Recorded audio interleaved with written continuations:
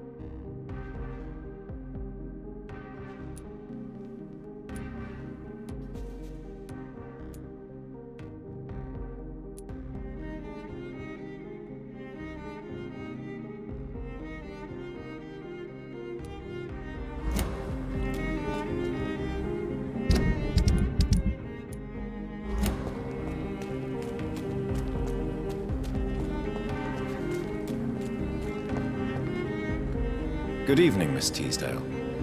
How have you been since you returned home? Dr. Reed. Oh, thank God you returned safely from these awful streets. I was so worried about my father that I left without thanking you properly. Please don't mention it, miss. Good. I found him, you know.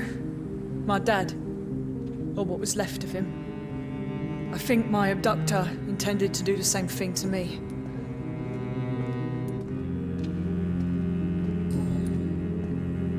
What do you do for a living, Miss Teasdale? Before my kidnapping, I was a waitress in a pub. Now I'm unemployed. Were you fired? No. It's just that after my recent experience, I don't feel like I can go back to my normal life. I need to do something useful. What do you intend to do? Dad always told me, Louise, if you want something, don't stop until you have it. I did my research and I found it. Ichabod Throgmorton, professional vampire hunter. I'll be his apprentice. Be very careful, Miss Teasdale. You were lucky to escape death once, but vampires lurk everywhere. You killed my kidnapper by yourself, didn't you? No offense, Doctor, but you're just a doctor. I don't see why I couldn't do the same. What can you tell me about this area? I've never really liked this part of town. It was where my father wanted to live. I won't remain here much longer. What exactly don't you like about it? People here are contemptuous and elitist. My dad always said, Louise, always treat people like you want them to treat you.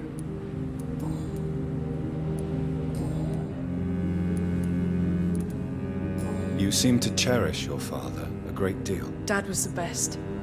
Kept an eye on me, but let me make my own mistakes. Louise used to say, mistakes are the best teacher. You would have liked him. I'm sorry you didn't have the opportunity to say goodbye. That's all right. He's buried in consecrated ground now. Nothing bad can happen to him. Why did your father feel guilty? He seemed so eager to welcome you back, as though he'd done something wrong. Last time we saw each other, we had a terrible argument. I left the house and ended up in a pub. That's where the vampire met me. Dead drunk. I see. We argued a lot, me and Dad. But I always came home. I'm sure that's why he went to find me. He knew something bad had happened.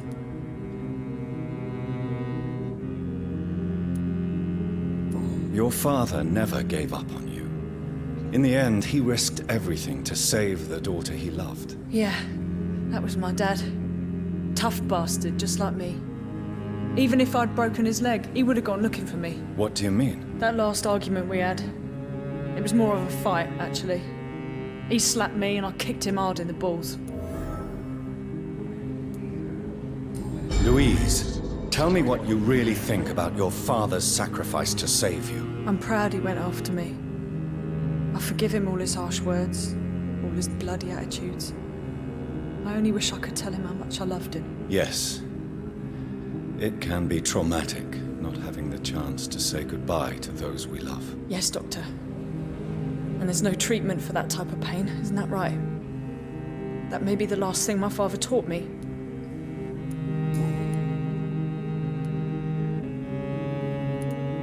What can you tell me about Aloysius Dawson? Never heard of him. Really?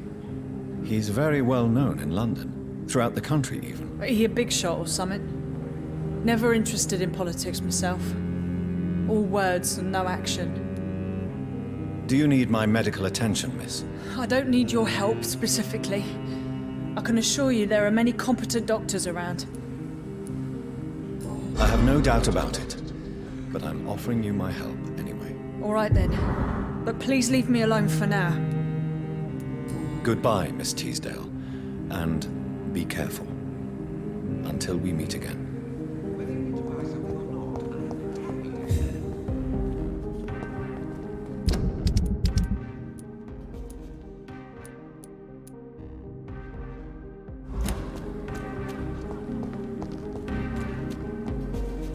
Good evening, Dr. Reed. A great night, what? Have you any news on Aloysius Dawson? I will never see him again in my shop, it seems. I did not realize how much his health had deteriorated. In the end, not even money can protect you from death. So, did you try the restaurant I recommended? Oh, yes, I can't thank you enough, my dear doctor. Exquisite, but expensive. But what is money made for, if not for little pleasure?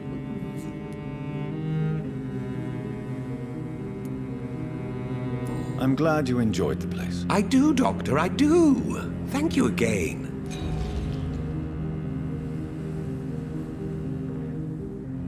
Do you need medical help? You would save my life, Dr. Reed. I have not felt so bad in many years. Don't worry. There is nothing serious to fear. I have seen far worse, I can assure you. I cannot imagine the pain these people must face then. You have my gratitude, Doctor. This disease has ruined my appetite. Goodbye, Mr. Russell. I'm sure you will take care of yourself.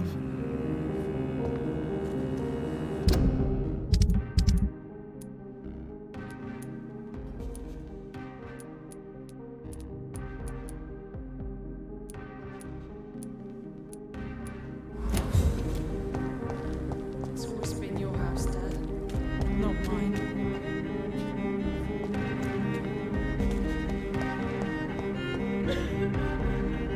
Good evening, old chap. Are you all right? I won't lie to you, Johnny. I'm not a well man. Do you realize you are ruining your family, Clarence? Don't you see the risk here? Money isn't important. Not important when it is a matter of life and death. That is what my dear Venus cannot understand. People will laugh at you, if they don't already. Think about your wife and your position. Think about your future. I understand my wife's embarrassment, but gossips don't kill, vampires do. There'll be no future if people don't open their eyes. I can't believe I'm telling you this, but if warning people is that important to you, why not choose a more efficient way to spend your money? Don't you think I tried? I knocked at every door, went to every bank, I even tried to be published. No, Jonathan. This is a one-man war. Clarence, why have you distributed leaflets about vampires all across the West End? I have to warn everybody about them. They've killed thousands of people already, unnoticed thanks to the epidemic. We are all in danger here. Vampires in London? Come on, Clarence. Who's going to believe that? I'm not mad, Jonathan. You have to believe me. I know they are real. They're all around us, even as we speak.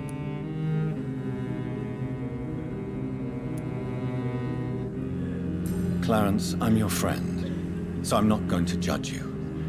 But think about your wife, your family. You're in pain, and you need help.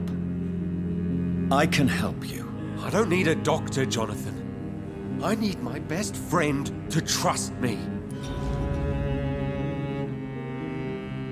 Do you need medical assistance, Clarence? It's a little late for visiting hours, don't you think?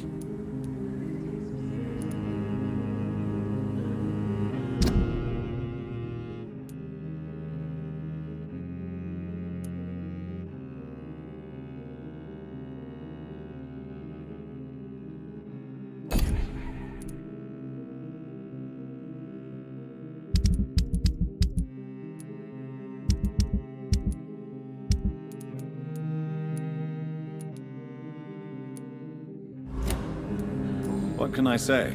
I haven't lost my old habits. I hope we're talking about the same habits, old friend. Have you any news about Aloysius Dawson? He was aware of many things, many secrets. It's obvious a vampire assassin must have got to him. He knew too much. You need some rest, Clarence. You should try to sleep.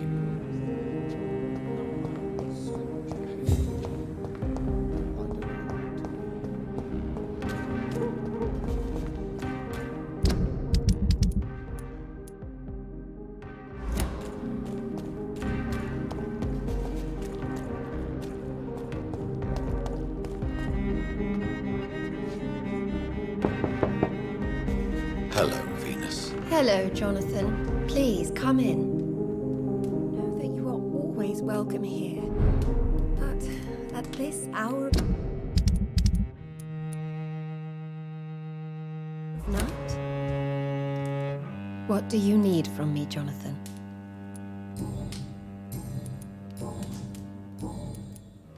Have you any recent news of Aloysius Dawson? It's not such a bad thing for rich people to remember that money can't protect them from disease and death. Do you need my medical attention? It would appear that old habits die hard, my dear. I would appreciate your help as always. And I'm happy to give it to you, as always. Thank you, Jonathan. Goodbye for now.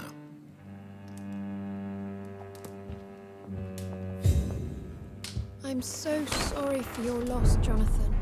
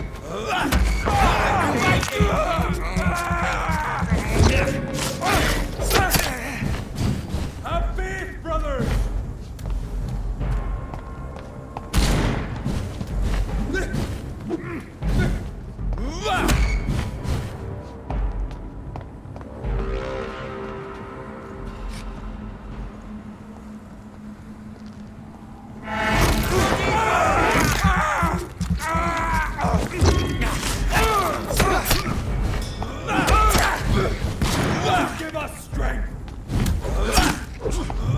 The power of the Lord commands you! I hate leeches! Get them back! Find one!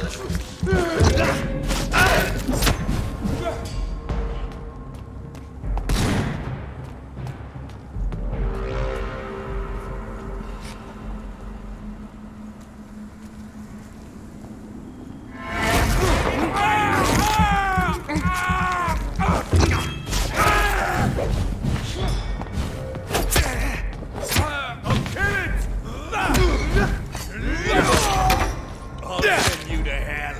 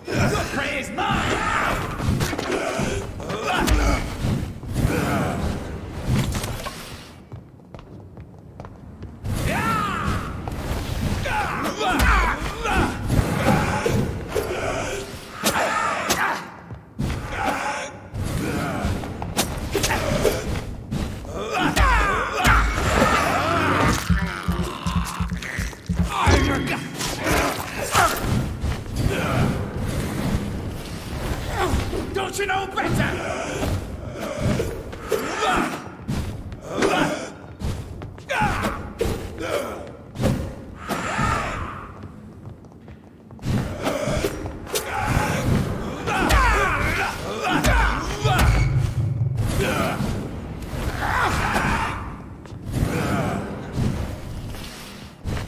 You're mine!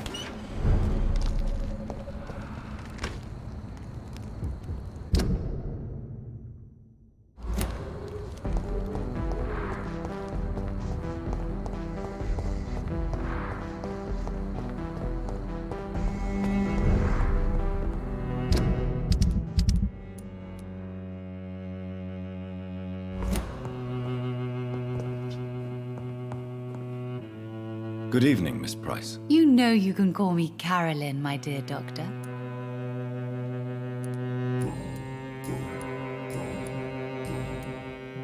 What is your opinion of Aloysius Dawson? He was a lonely man who died a lonely death in his big mansion. Life has no meaning without love and family.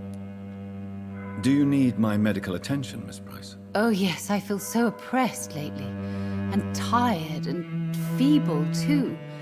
Thank you so much, Doctor. You're always so considerate. I'm just doing my job. Perhaps. but I have always been grateful for your concern, you know. Goodbye for now, Miss Price. I hope you can stay a little longer this time.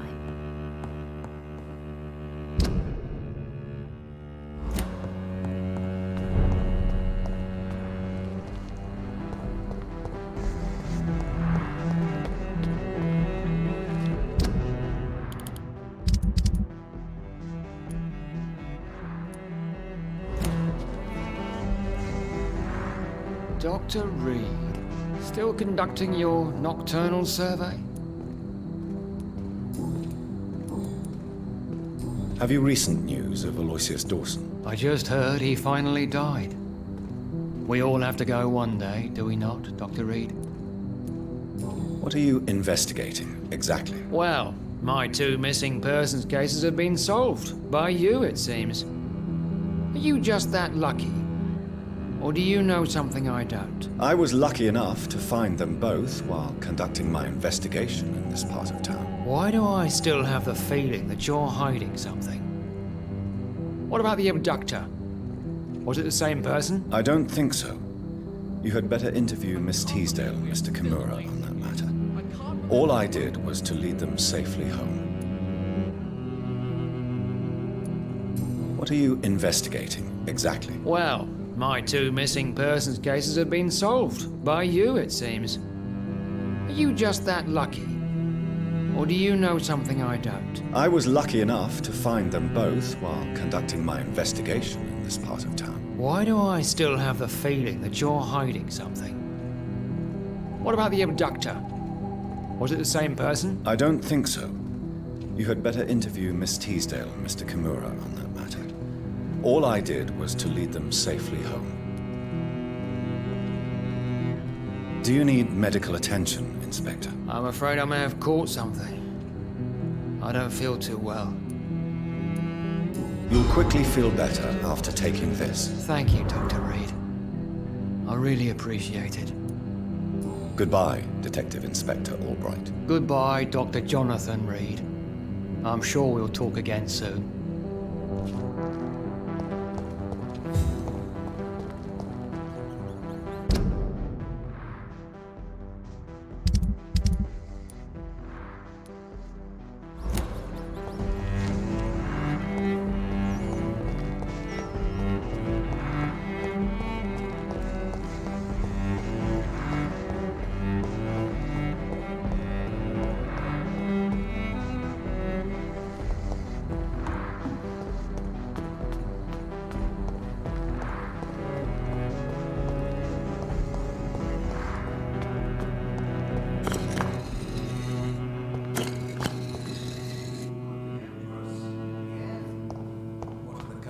Trying to tell us.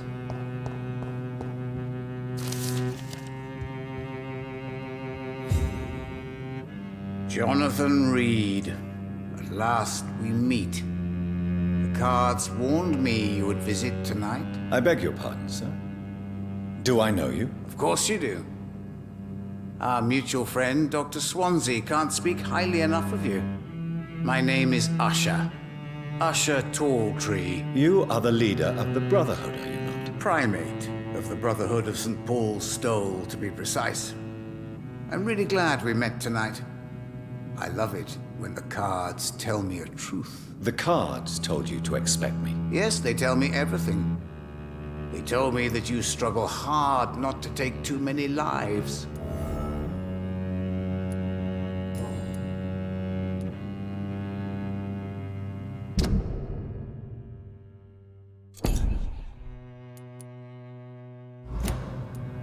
What can you tell me about the neighborhood? I really don't know. I don't often go outside. And when I do, it's usually to quite distant destinations. So you see nothing in the stars for me? You're a poor fortune teller, then? Oh, I can tell you many things, but they will only concern you, not the city. For example, I know that you offered your sister the final rest she asked for.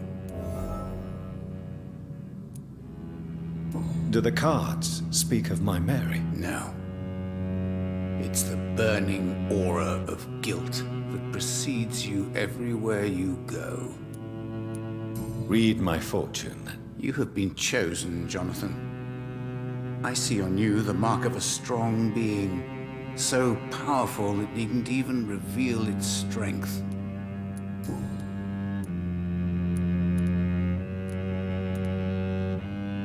Can you read the cards for me? Are you sure you want to know what they will reveal? Yes, I am. It will cost you 150 shillings.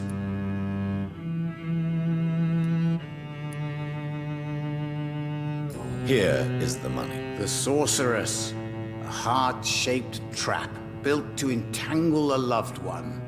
Mirrors on every wall to see her own reflection constantly.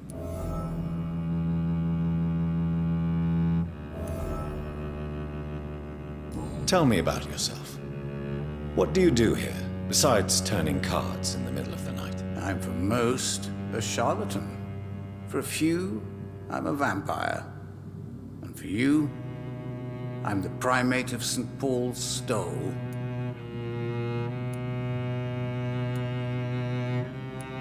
Some believe you to be a vampire. Who? The guard of Priwen, who else? For a time, they sent spies to observe my activities, and they even broke into my home to gather proof. Did they steal anything from you? A personal notebook they quickly took to their headquarters. All they had to do is to look at me. I'm aging. What better and definite proof that I'm not an immortal? Do you want your notebook back? If you ever find it, I'd be glad to have it back, of course. I do ask one thing, though. Do not read it, Jonathan. Some secrets are not meant to be revealed, even to immortals.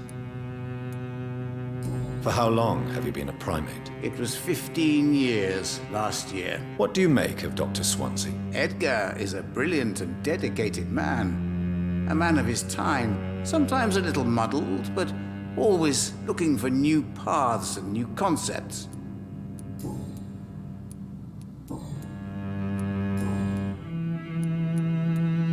May I ask you about the Brotherhood? Of course.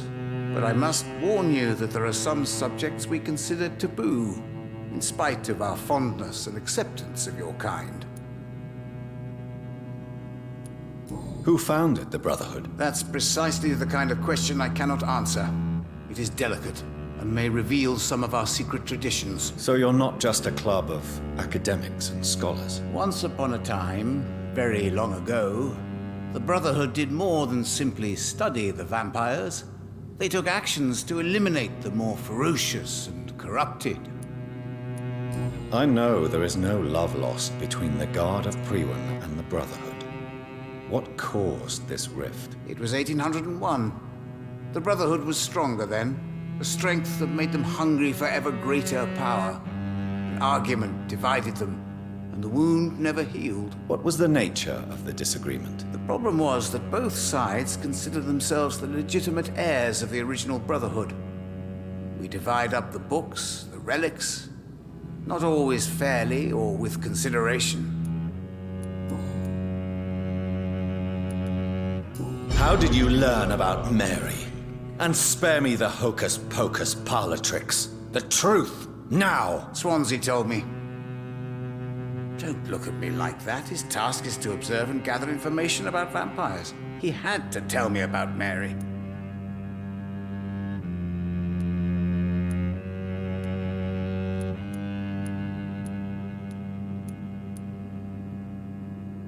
Mary did not deserve her fate. She had already suffered enough during her life.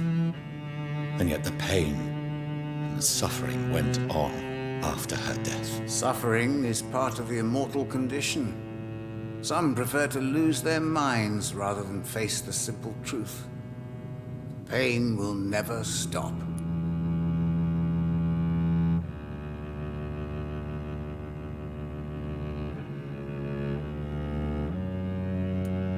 How do you measure the amount of blood on my hands? I told you. The cards always tell the truth. Well, most of the time. Is it possible to tell me my future? A vampire's fate is much more delicate to read, Doctor. But I can try. All right. Let me hear it. The walls of your prison have already been raised, Jonathan. But you will freely accept to be locked inside, full of hope for a better day. I would rather not know.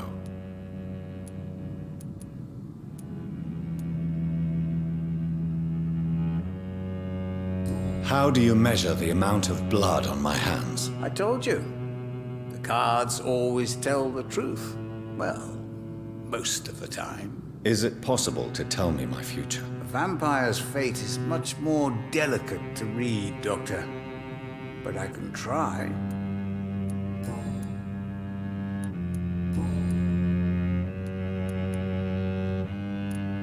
Have you any news concerning Aloysius Dawson? What was his last thought, I wonder?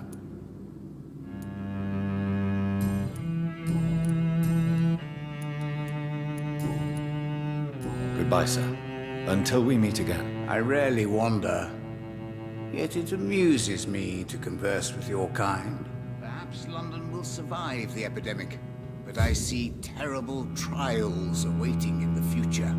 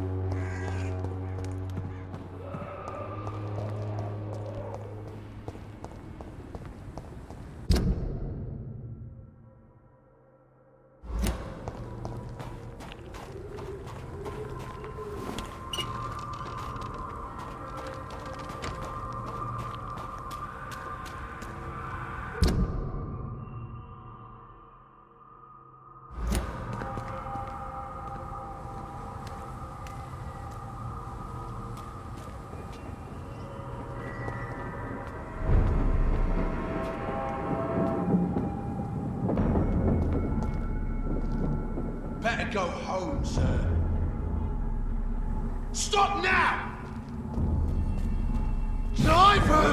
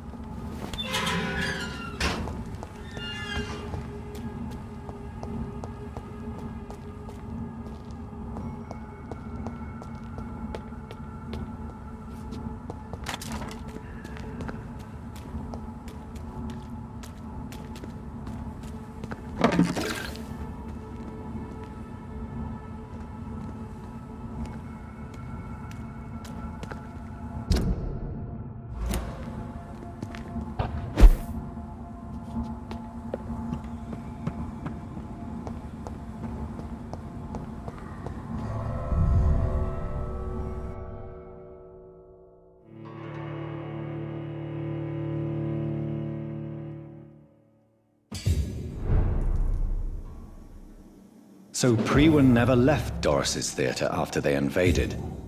They must be holding Edgar here in their new headquarters.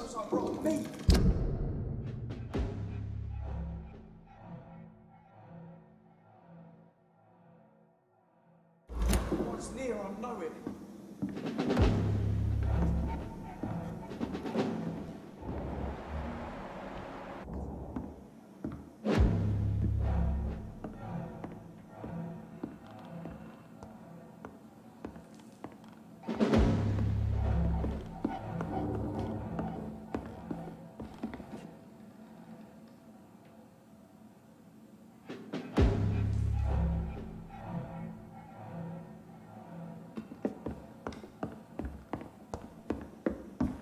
Don't forget to check every door.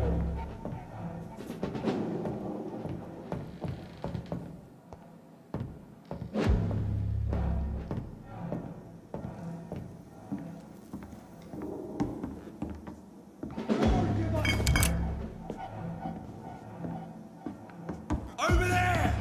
There's one of them vermin!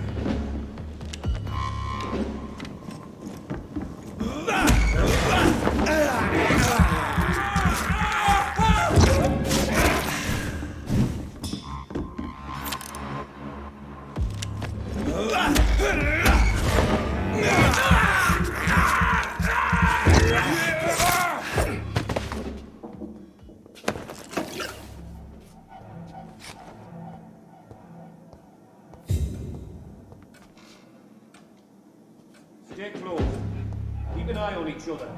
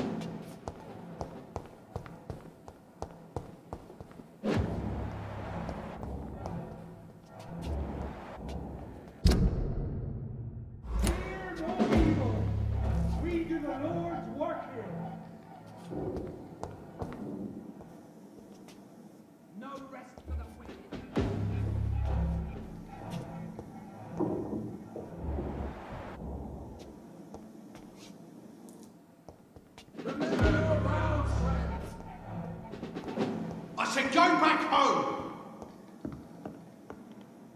This was mine!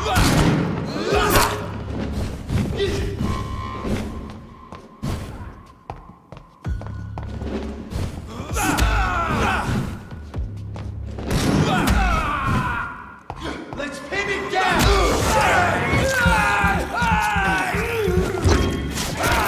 The beast must die!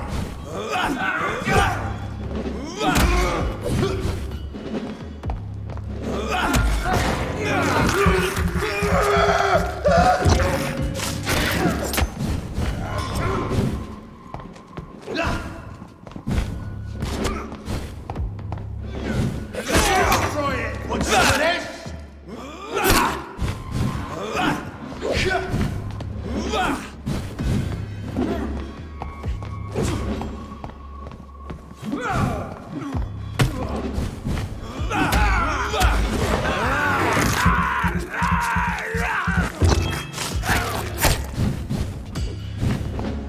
Let's pin it down!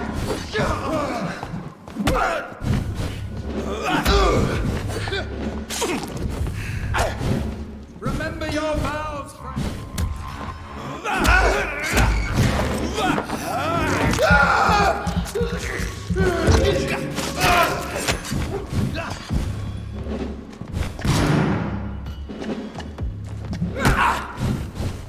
Freeman shall prevail.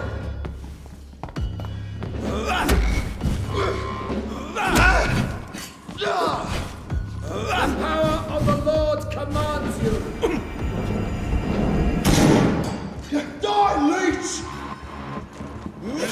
Finish it! You leeches need killing. Keep shot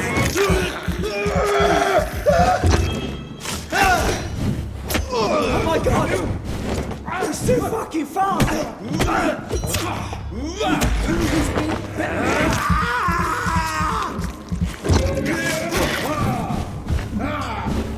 We'll crush this beast!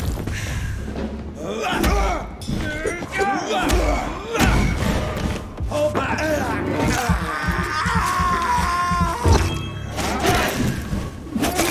Oh my god! Go on! Back to the shadows!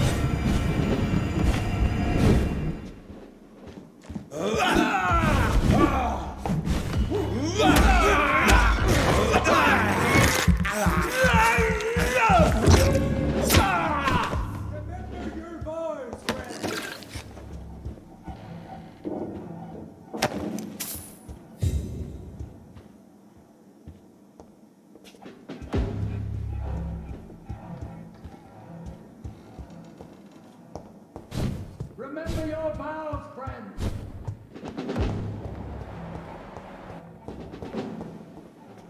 Don't forget to check every door.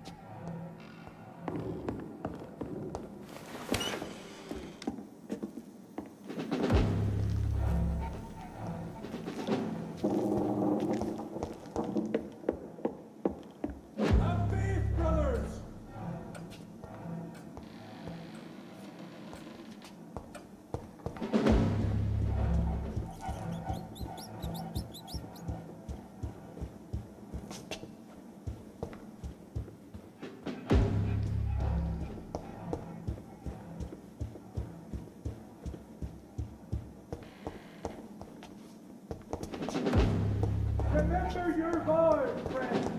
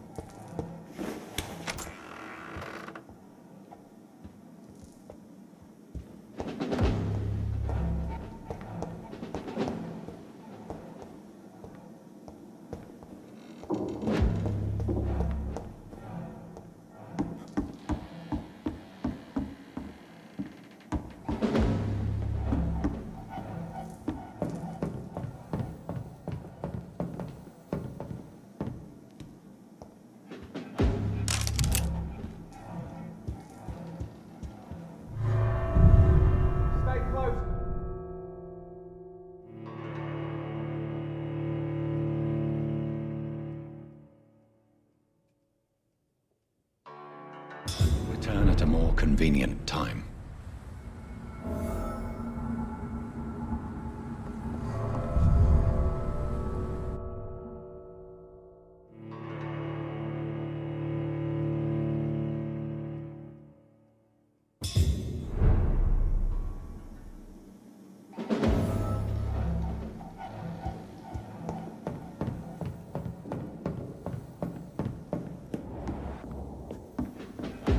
Have no fear, brothers!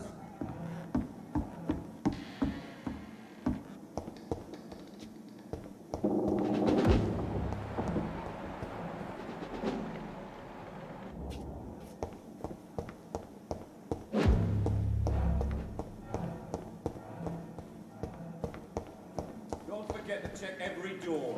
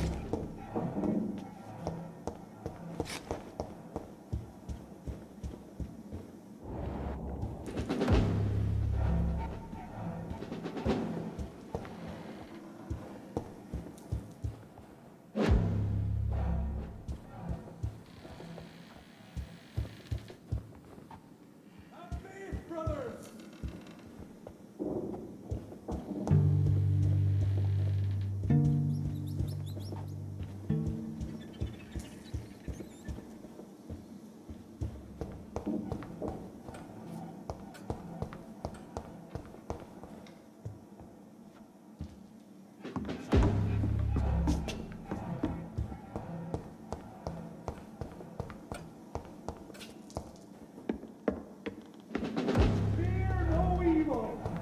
We do the Lord's work here.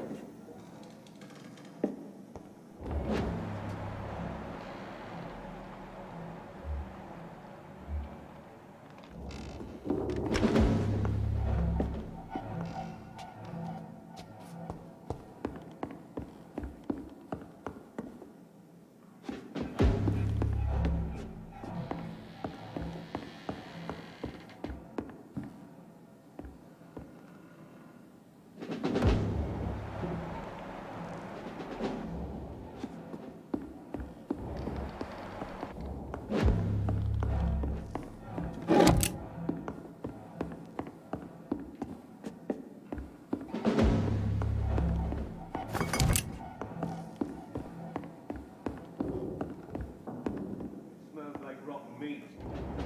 Rotten ear. I know it.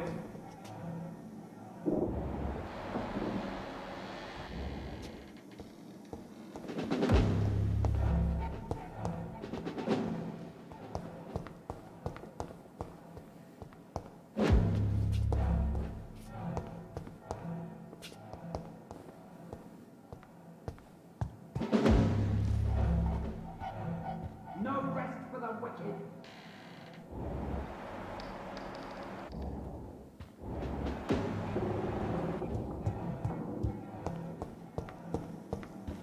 We cannot be defeated.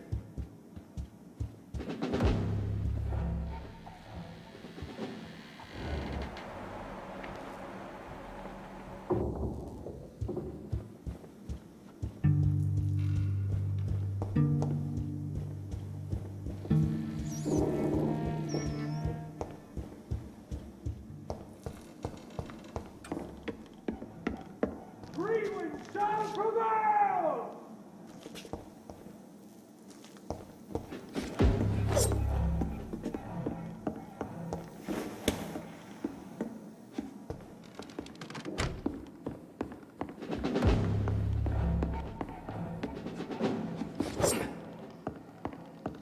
I cannot enter.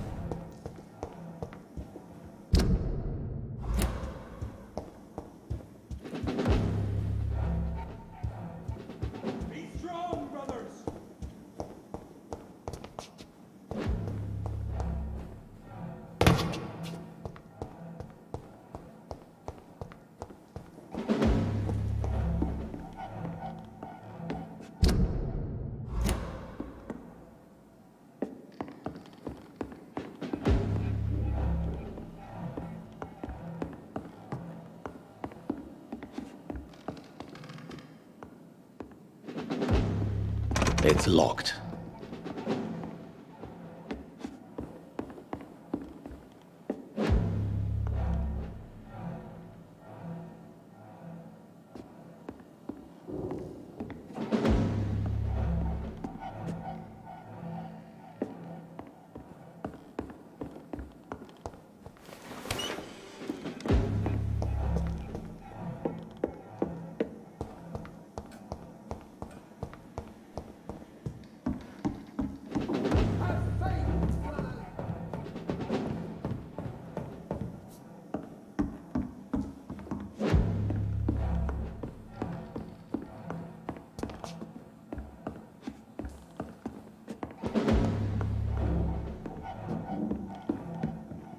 We cannot be defeated.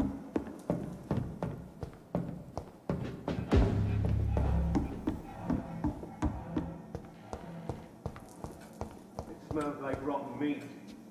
One's near. I know it.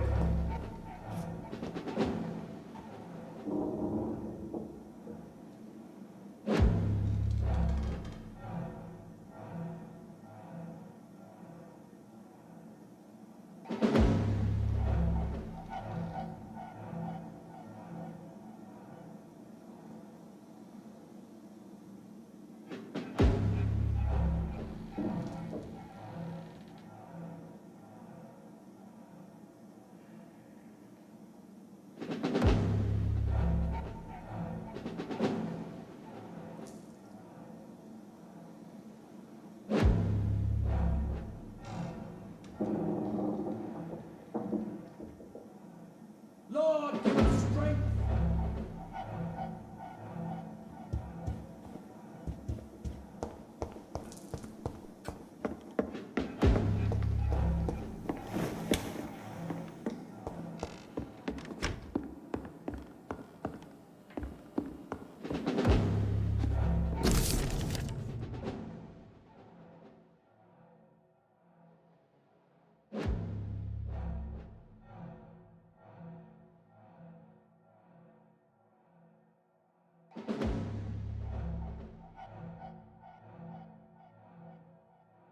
Doris Fletcher was about to become a disaster. I'm getting close to having all the evidence.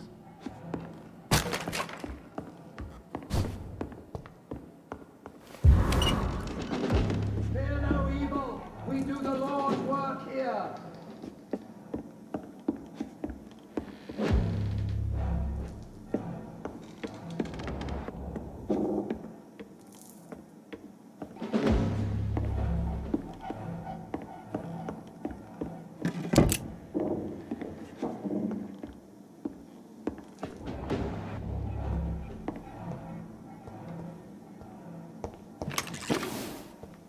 Step away, sir. Are you bloody stupid?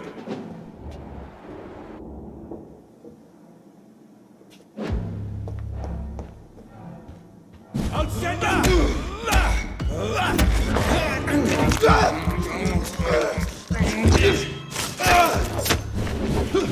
bloody monster!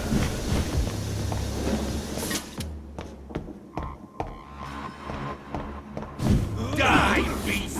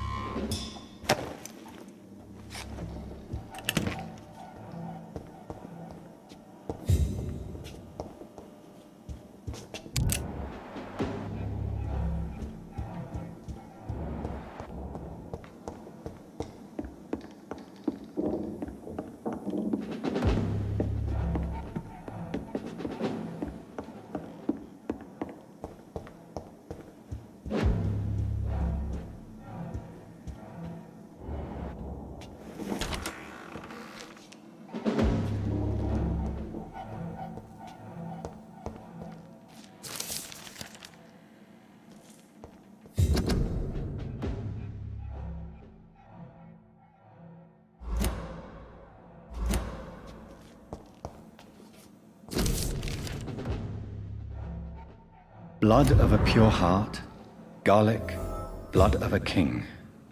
I don't understand. Perhaps this is what McCullum drank. I had better keep that in mind.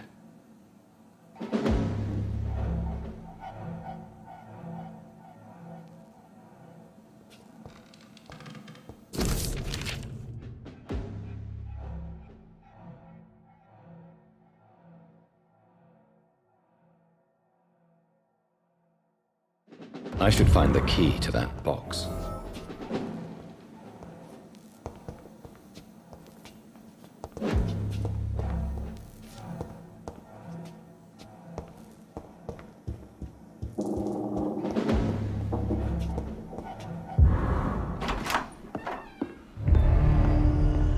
Edgar. Edgar, can you hear me? Jonathan, is it really you? Easy. Easy. Save your strength. I'm getting you out of here.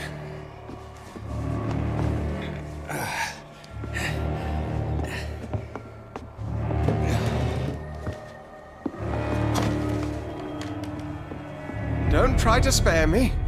As a physician, I know all too well when it's too late. Punctured lung, broken ribs, and internal bleeding. An accurate diagnosis, wouldn't you say? Edgar, what happened? They wanted me to confess. Beat me black and blue. Geoffrey McCullum ambushed me at the Pembroke Hospital. He was convinced you and I were responsible for the Skull epidemic. I never imagined that self-righteous fanatic would dare to attack us in the open. What became of him? To prove him wrong, I let him go. Really? Are you sure that was the wisest course of action? Time will tell. The most intriguing part of his accusation was that you and I were the pawns of some ancient vampire. William Marshall. Yes, they tortured me to make me confess the same nonsense.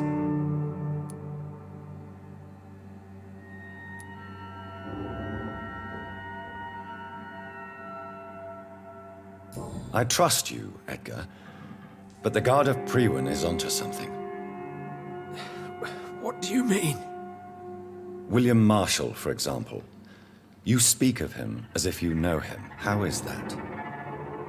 Jonathan, I cannot say I'm ready for another round of questions.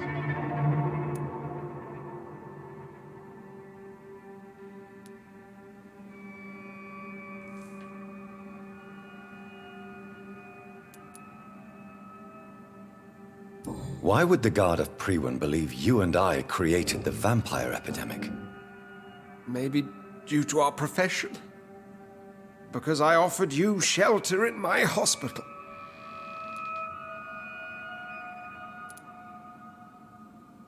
What can you tell me about William Marshall? Not much. History paints the story he was the greatest knight who ever lived. Amongst the immortals, he had a yet greater legend.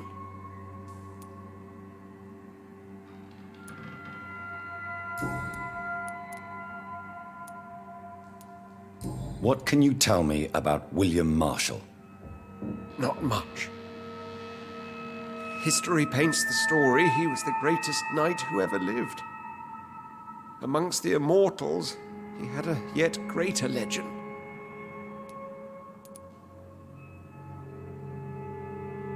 Why is the Guard of Priwen so obsessed with him? He was the only ancient vampire to escape the first great hunt launched by the Guard of Priwen in 1854. They believe he's an evil creature plotting his return. Why would he deserve such a reputation? I cannot say. The Brotherhood of St. Paul's Stole has next to no intelligence on him. All I know is that he's supposed to be the oldest of all the British vampires. While investigating the epidemic, I read some of McCullum's findings. I think you have some explaining to do. I have nothing to hide, Jonathan. Nothing at all.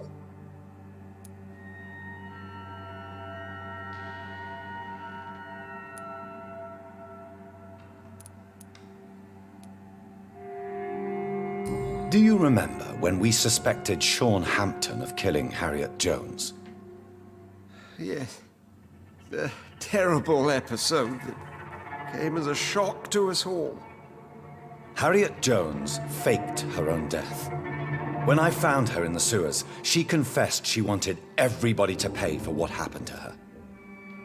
That woman was extremely bitter, full of hatred and festering anger. Do you know Doris Fletcher's real name? No, I'm afraid not. Her real name was Doris Jones. She was the daughter of Harriet Jones. What do you want me to say, Jonathan? Doris Fletcher visited her mother at the Pembroke Hospital.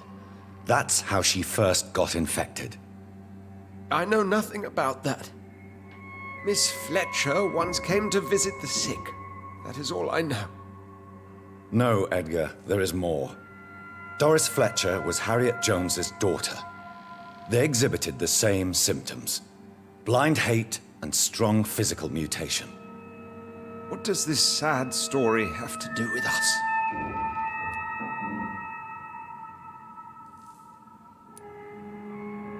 Come on, Edgar. Don't you see the pattern here? The epidemic, the link between Doris and Harriet, the suspicion of McCullum? How could I? I never saw Harriet Jones again after she fled the hospital.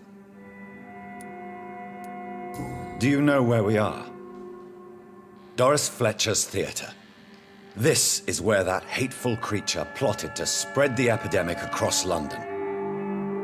I only briefly met Miss Fletcher once when she visited the Pembroke Hospital.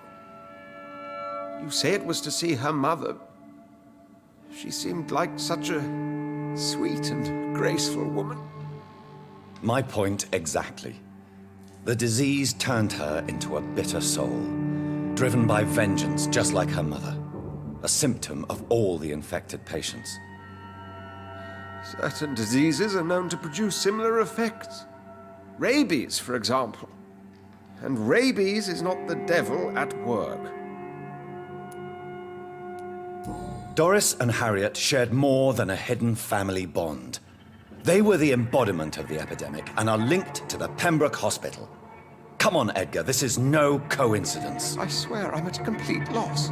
All I did was administer vampire blood to cure old Harriet. There was no evil plan, no diabolical plot. You did what? I tested the regenerating and healing properties of vampire blood on Harriet Jones. My only intention was to find the cure for influenza, I swear. Whose blood did you use? William Marshall's? Mine? Lady Ashbury's. While transfusing her with human blood, humanely appeasing her hunger, I also kept samples of her blood for my research. You used her blood on Harriet Jones? My God, Edgar, that's unethical. You betrayed 2 of your patients at the same time. Right, I admit it. I boldly ventured into experimental realms, but I've killed no one to appease my thirst for knowledge, Jonathan. I'm no murderer. I never asked to become what I am, Edgar. You chose to conduct your rogue experiments. You have worked beside me. You saw what I'm doing at Pembroke Hospital. Jonathan, you know I'm not an evil soul. Just another victim of this tragedy.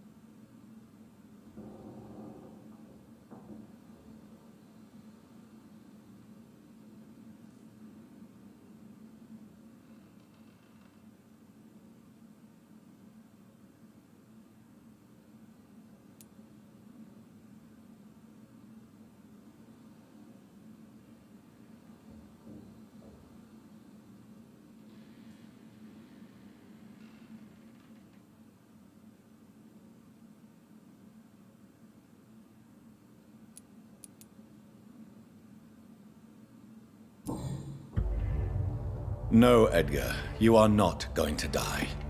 Unless you want to. What do you mean? I can save you, Edgar. I can turn your broken body into one like mine. You truly would? After all I've done, after all that's been said, you would offer me this gift? I have no way of knowing which punishment would be worse, Edgar. But it is not for me to decide. So? Oh, please, Jonathan, please. I beg you. This is what I've always wanted. This is what I've always searched for. Very well, then.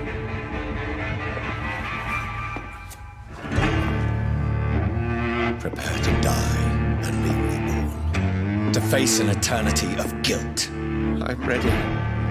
Oh, indeed, I am ready.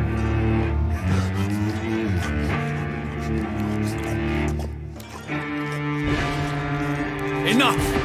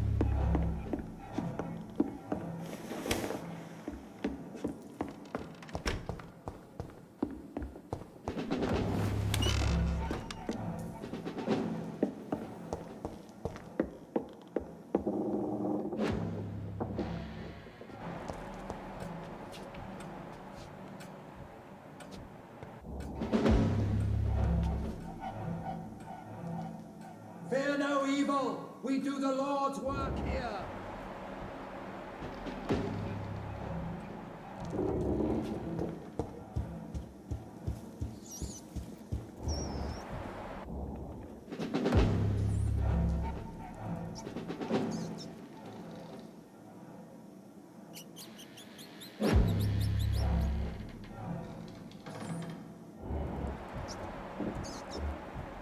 Remember your voice, friends! Over there! There's one of those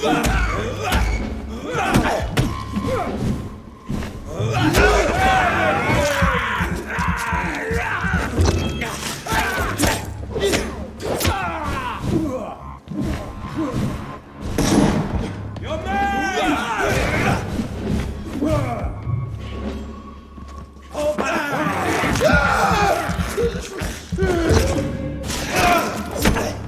Have faith, brothers!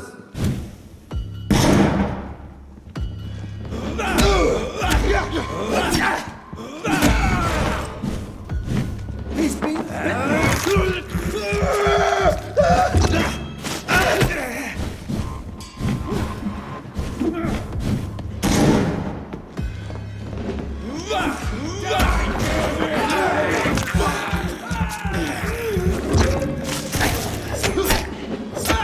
Careful, this youngling!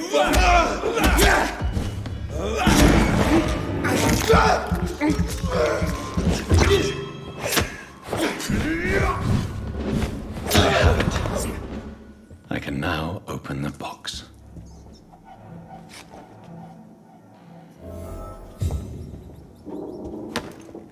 Don't forget to check every...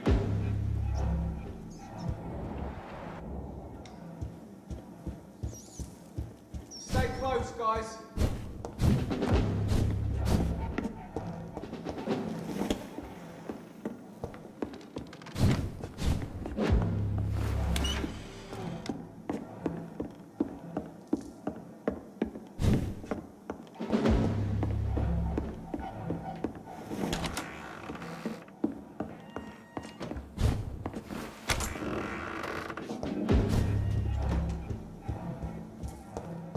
I really don't know if I should read this.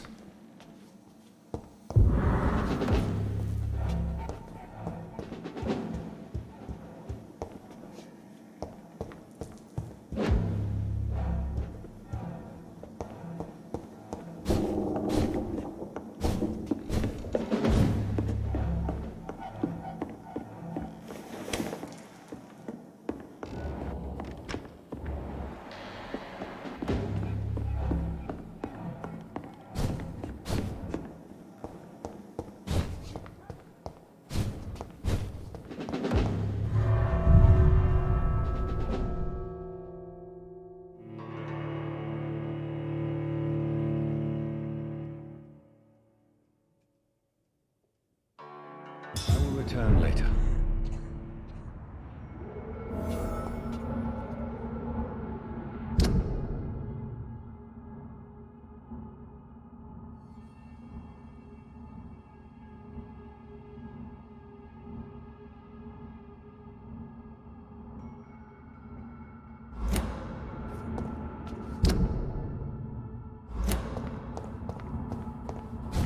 So Harriet Jones became the original carrier when Edgar gave her vampire blood.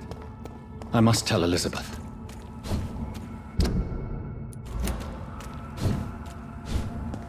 He's mine! I'll take it!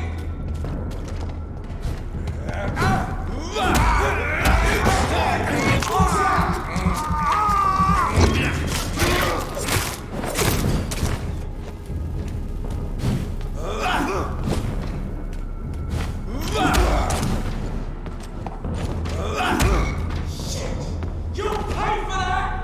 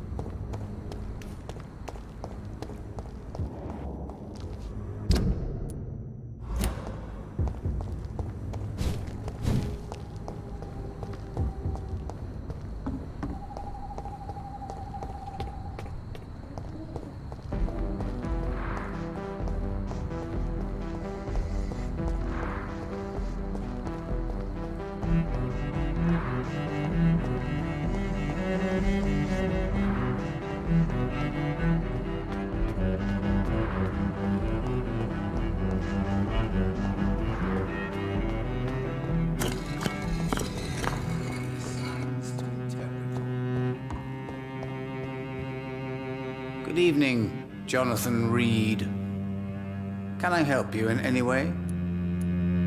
I found your notebook. The one the guard of Prewen stole from you. And you've brought it back to me. That's excellent news, Jonathan.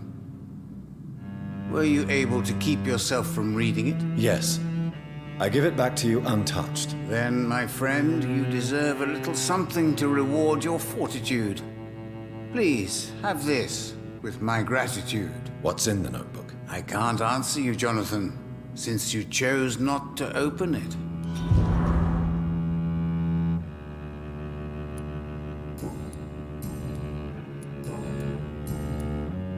Goodbye, sir.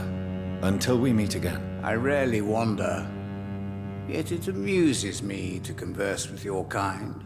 A red river, a song in the dark, the whispers of a sun. So many signs to interpret.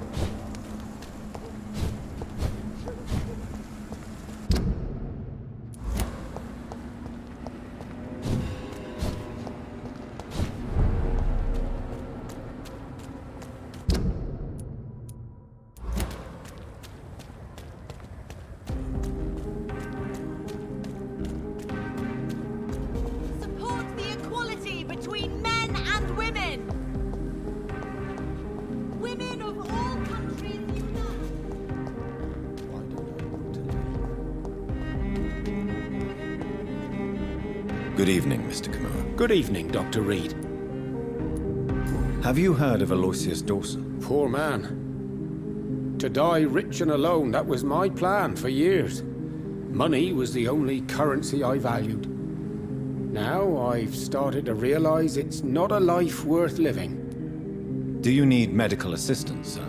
Don't believe that I'm the kind of man with a fragile constitution.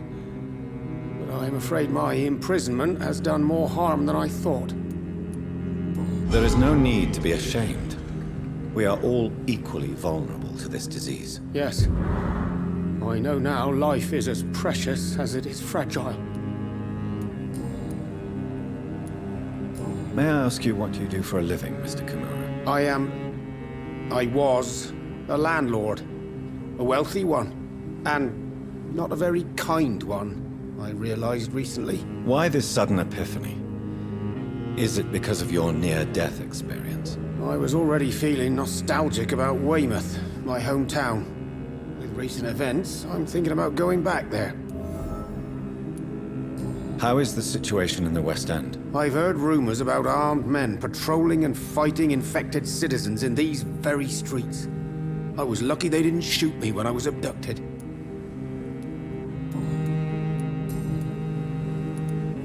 What can you tell me about your abduction? If you really want to know, I was locked in that building for 3 or 4 days. My jailer was insane, mumbling about sacrifice and voices. What did he say about voices? He constantly whined about the voice of his master, ordering him to do terrible things. He wanted to silence the voice by offering blood. My blood. And why didn't he sacrifice you? That was the weirdest part. He claimed to spill blood was not enough. It had to be done when some stars were aligned. Which stars? That's the whole point. He wanted me to talk to him about some Red Queen configuration or constellation. I've never heard of such an astronomical term. Why are you so nostalgic for your hometown, Tadao? I was focused so much on making money, I almost forgot that my relatives and friends are threatened by this epidemic.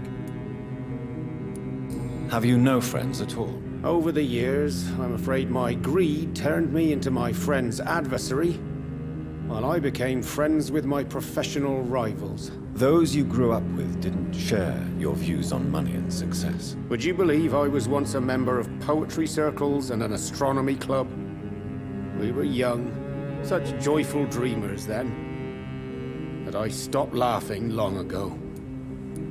Have you heard anything from your family? I was not only a bad landlord, I was also a bad husband. I've not seen my wife and son for years. Busy, busy, busy. At least now you're ready to go back and see them. But don't be surprised if your son bears a grudge, sir. You make it sound like you suffered from an absent father yourself, Dr. Reed.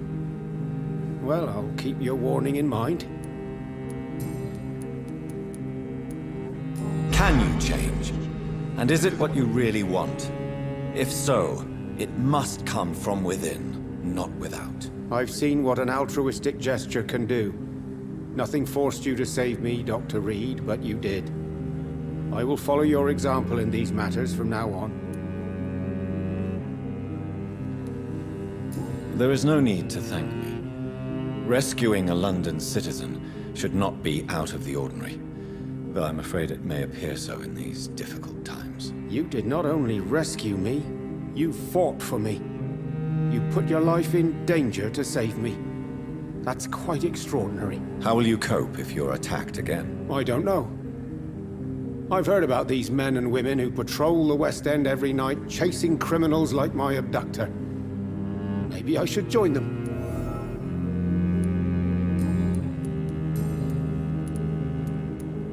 Tell me, Tadao, why was your abductor so interested in your passion for astronomy? I don't know. We met a few times at the Royal Greenwich Observatory. He seemed to share my hobby. Then he invited me to his house and locked me in. Did he fake his interest in astronomy to get close to you? No. In his madness, he spoke about a blood sacrifice to be made to his master when the stars aligned to a specific configuration.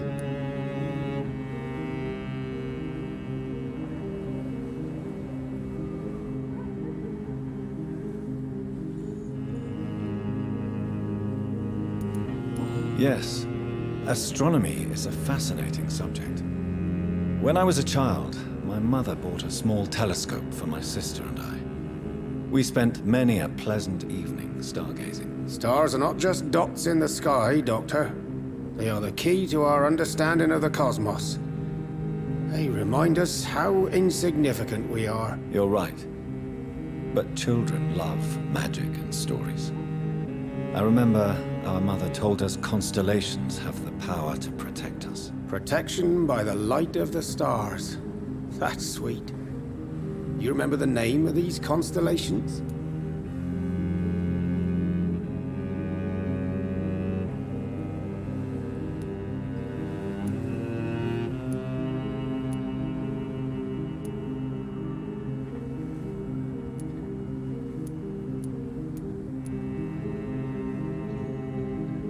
Pegasus. It was the constellation my mother liked the most. Memory's a strange thing. I can recite without hesitation the names of the 88 constellations, yet I barely remember my own childhood. Goodbye, Mr. Kimura. Take care. London has brought so much pain to me.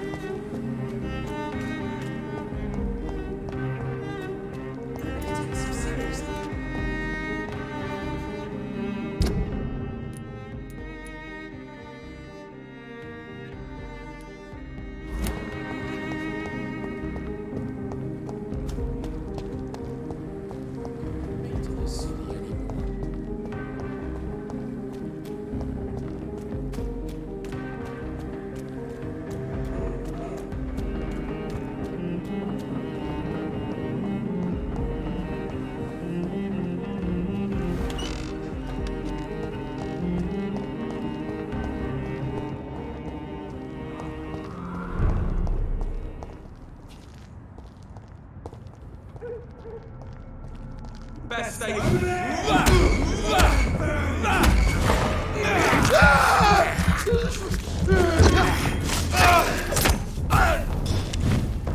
Die, beast! Easy does it, boys. We can deal with this. Killing's all you deserve.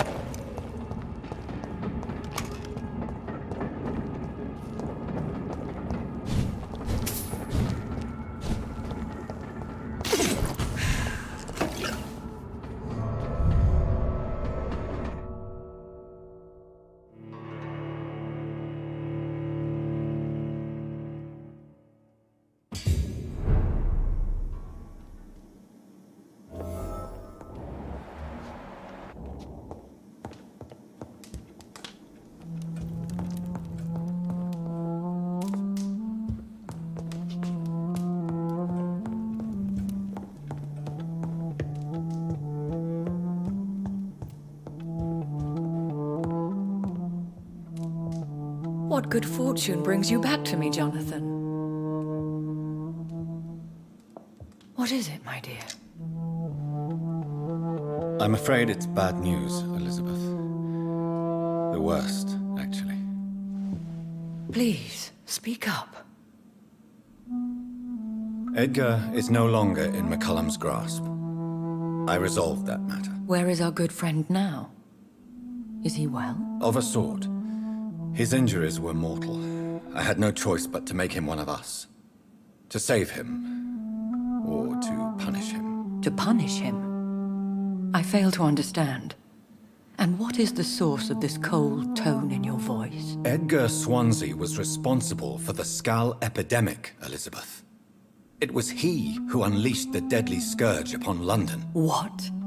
Are you certain? This is the most terrible accusation of all. He confessed everything to me.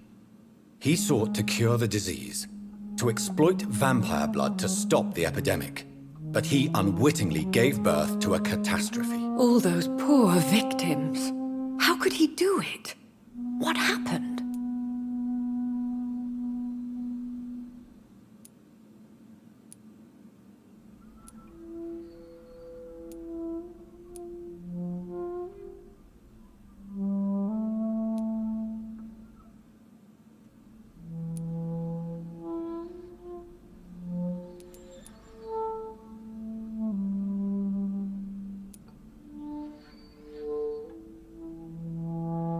Edgar's behavior was beyond lunacy.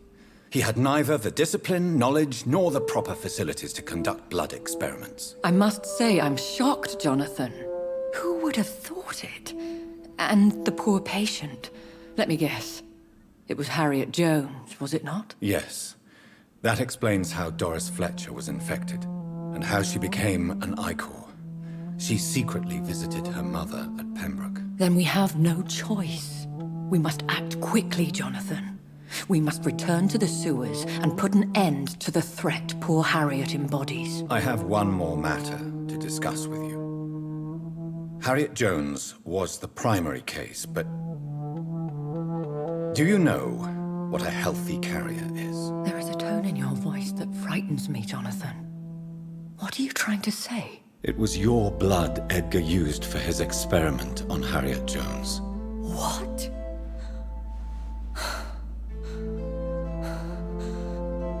No. No. This can't be. Oh. Elizabeth. Are you all right? No, I have to go. What do you mean? Leave me alone. Save the city, Jonathan. Save what can be saved. Elizabeth, I need answers. Why did your blood Stay cause away this? from me. Please. I swear I never was your enemy. Wait! No! Elizabeth!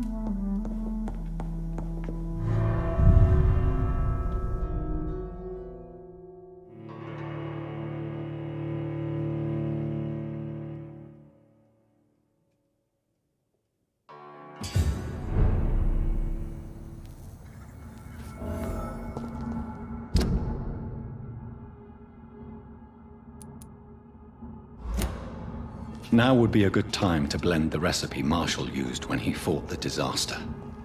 I think I know where to find what I need.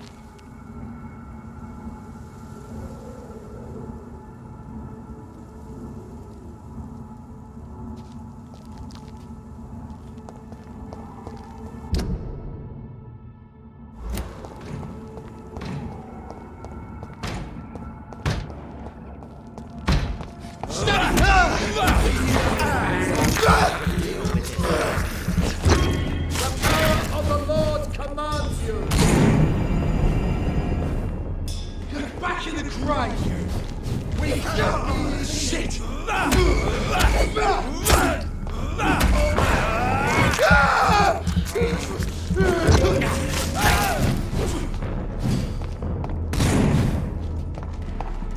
You're mine!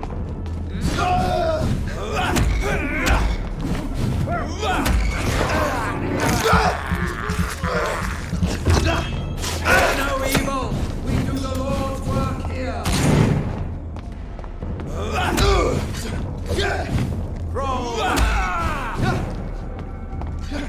Put an end to you!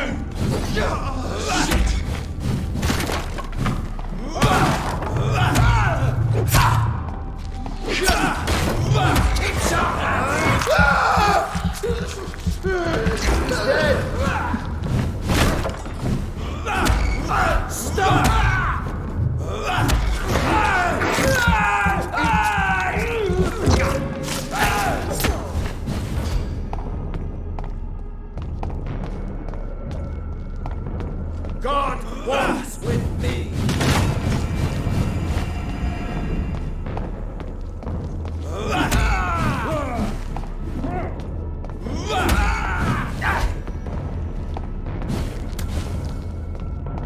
Away with you!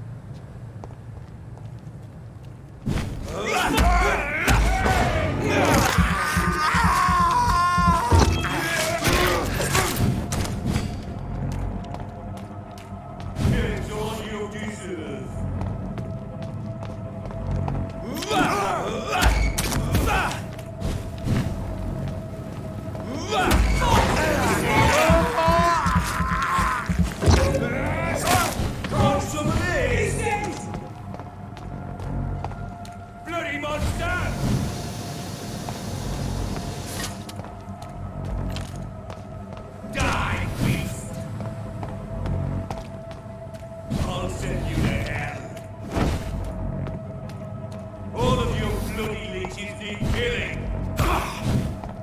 I hear leeches. I'll kill you!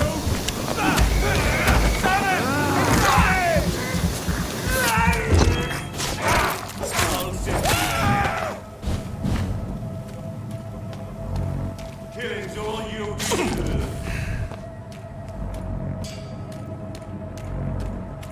Want some of this? You're mine!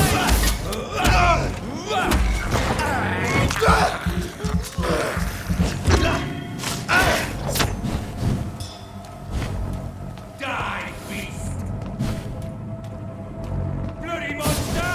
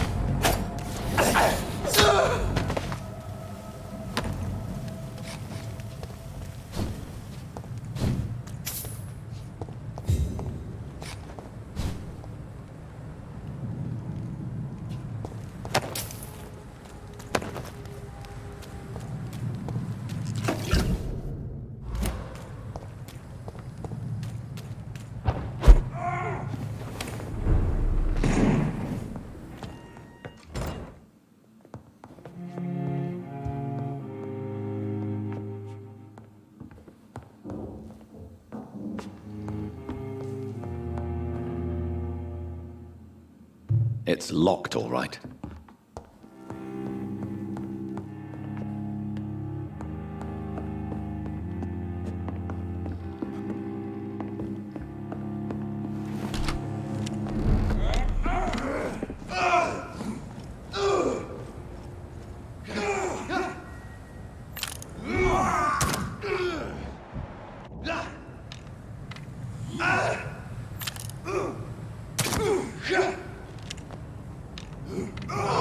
Watch it!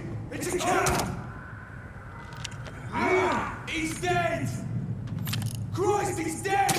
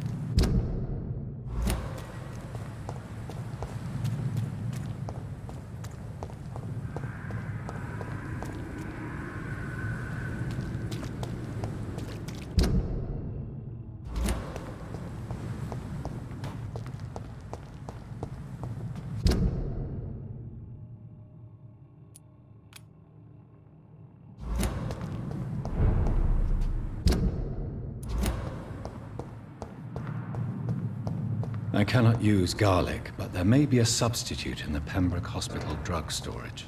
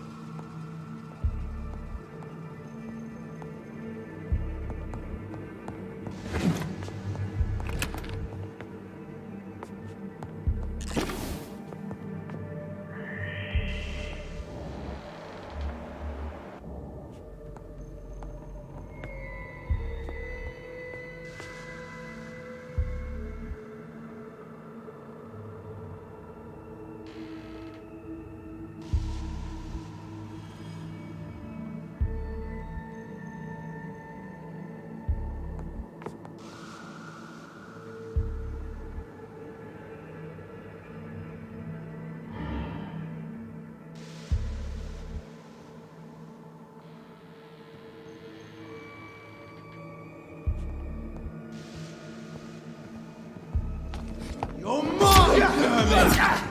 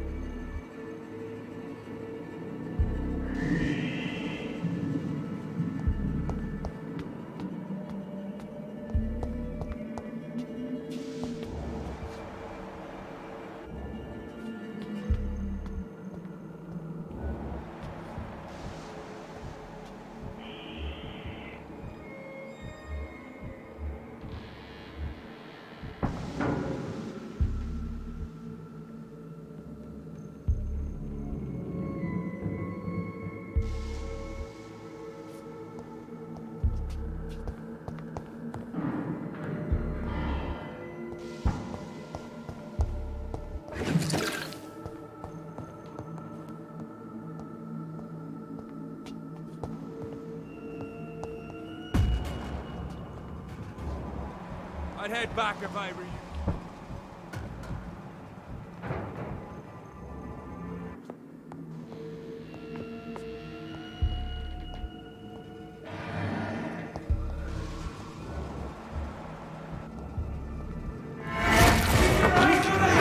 This one's a top! Lord, give us strength!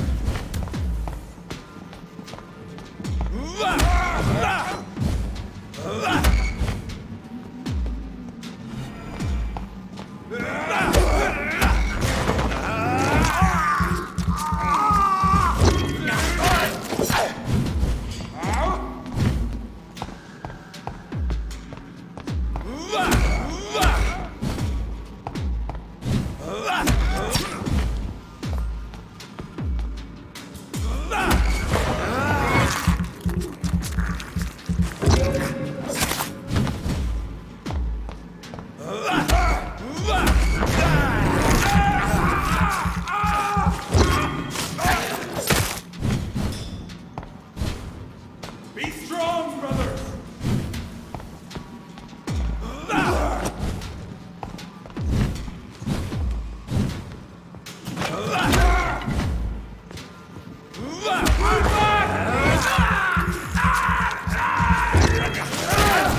Fear no evil! We do the Lord's work! Oh, Christ! He's dead! Away with you!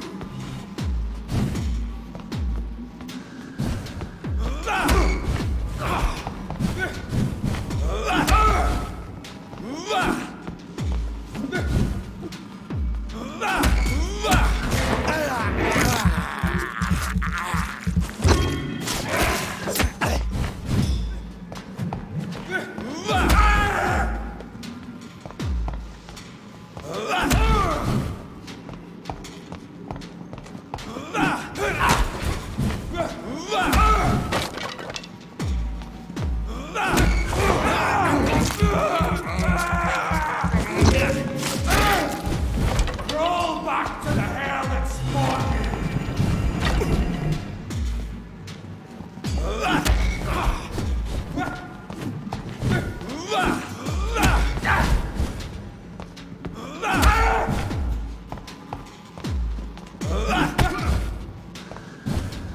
Away with you!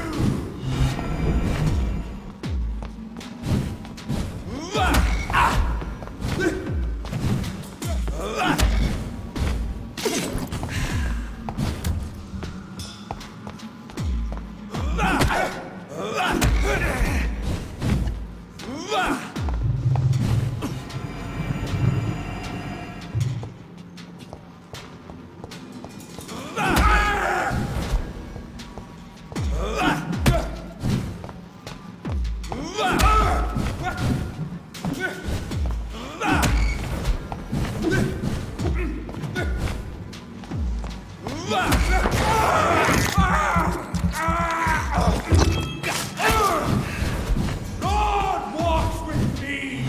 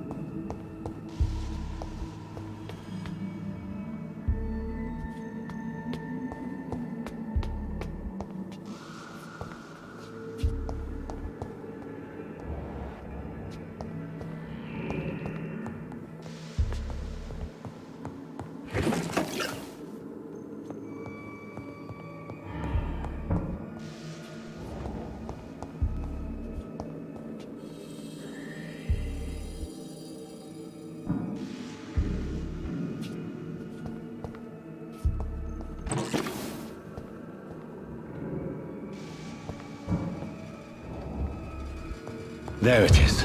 Insulin. Much more efficient than garlic against blood poisoning and sepsis, and much less dangerous for me. Thank you, Dr. Polescu.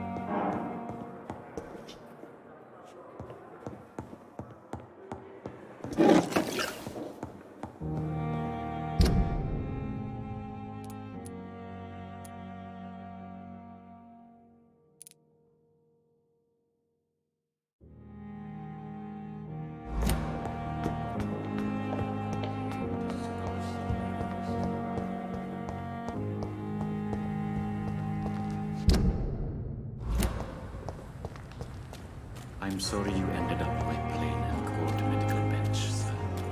I understand you must be very angry.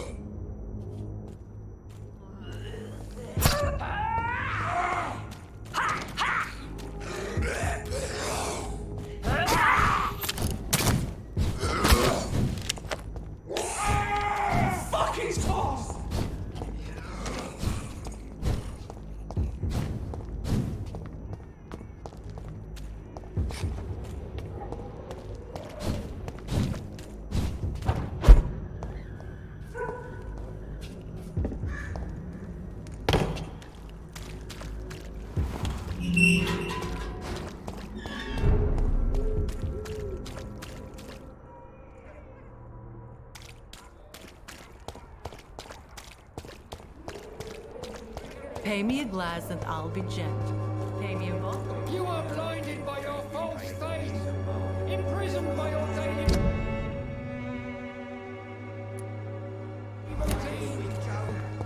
We can sort it out, right?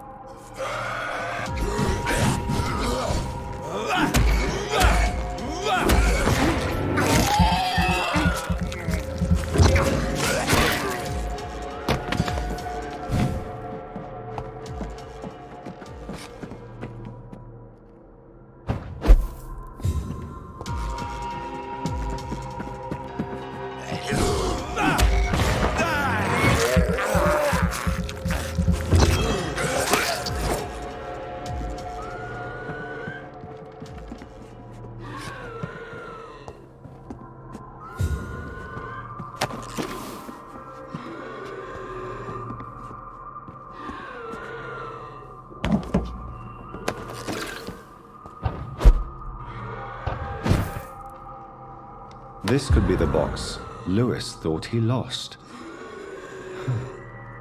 There's a letter inside.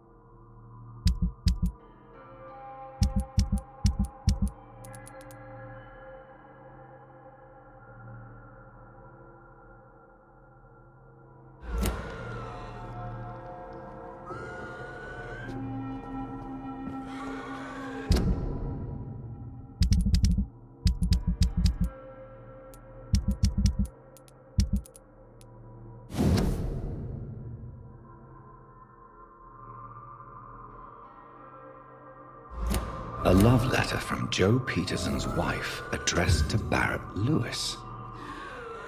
Who should I give it to, I wonder?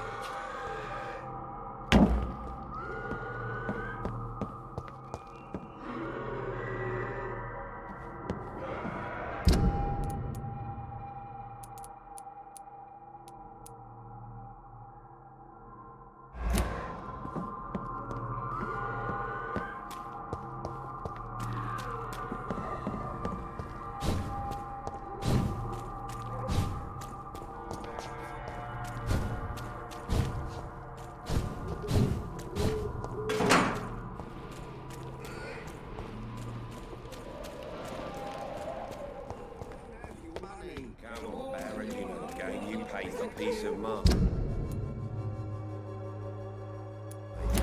Can't you just look the other way this week, Joe?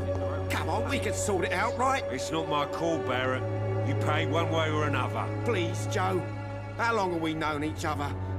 We even used to be neighbours, for Christ's sake. I'd prefer not to give you another beating, Barrett.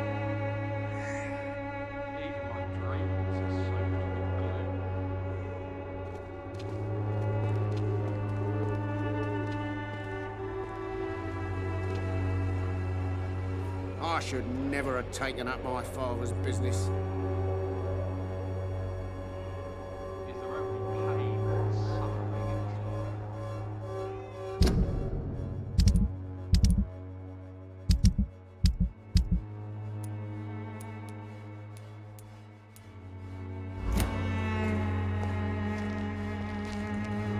Fancy buying something, sir? You never lose your focus, do you?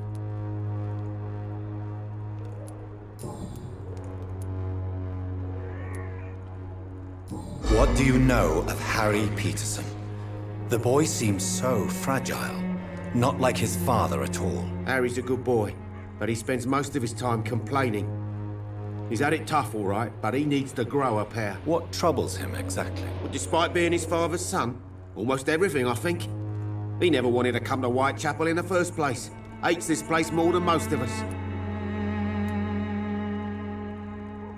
Barrett, you had an affair with Joe's wife, didn't you? Yeah, I did. She's the only woman I loved. My first regret is that she stayed with Joe after Harry was born. The second is I never shed a tear when she died. Do you mean you're Harry's father? No one will ever know for sure. And it's better that way. And I don't believe I'd have been all that bad as a dad.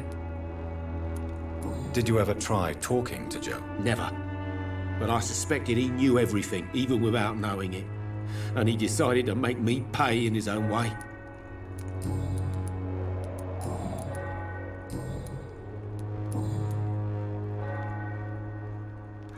Goodbye for now, Mr. Lewis.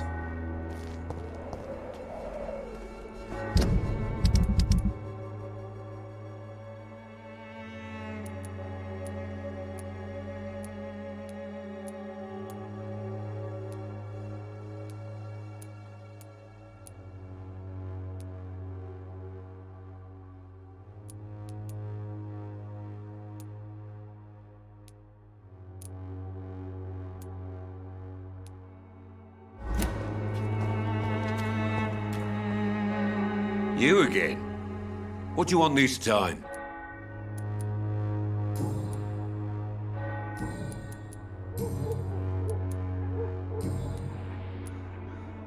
Goodbye, Mr. Peterson.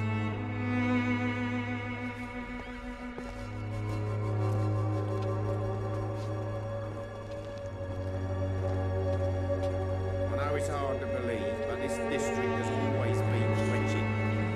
Don't let your guard down.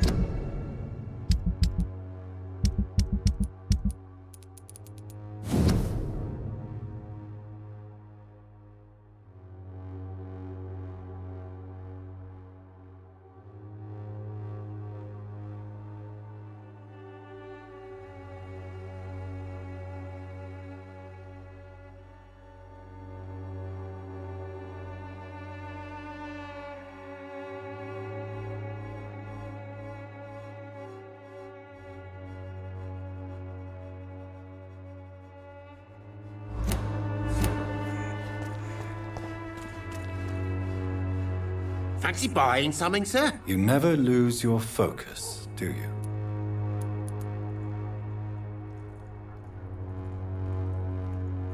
I found this box in an abandoned building nearby. I believe it belongs to you. Let's have a look. Yeah, this is mine. So, you faced those loons that roam around there. Extraordinary. I suppose I was lucky. Luck is a commodity round here. Yours should be properly rewarded. About this package, it's not just tools and trinkets, is it? I want to be rude or anything after your kind gesture, but it's none of your business.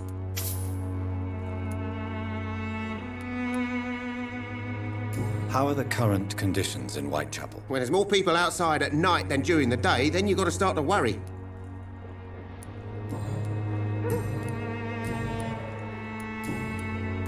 Goodbye for now, Mr. Lewis.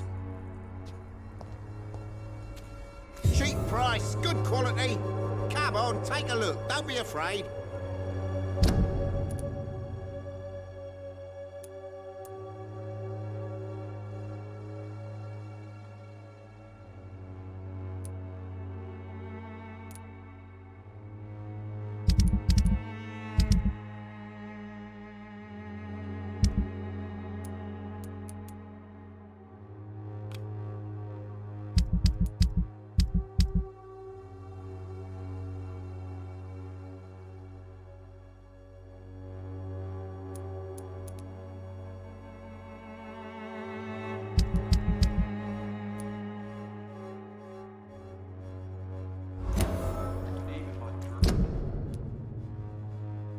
Cheap price, good quality.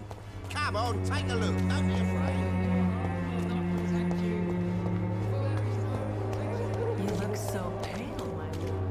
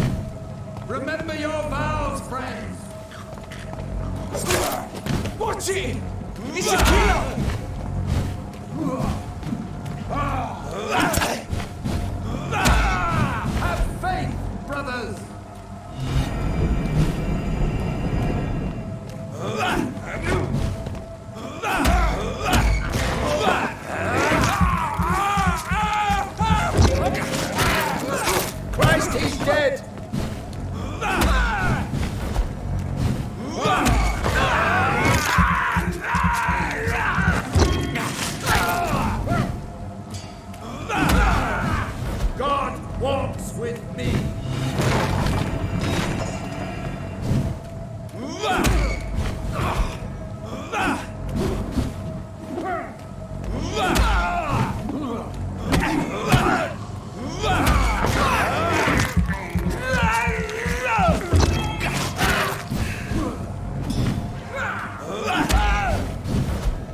Stop, Vampyr!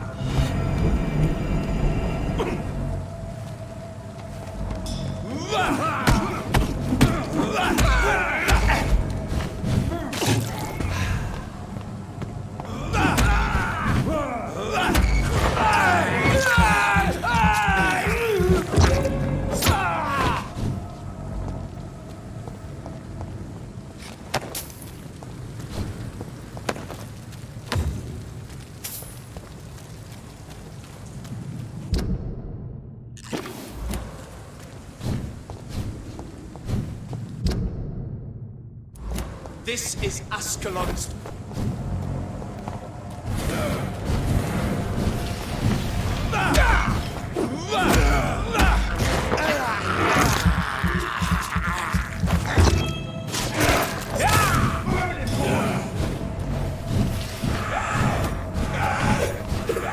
Die, traitor!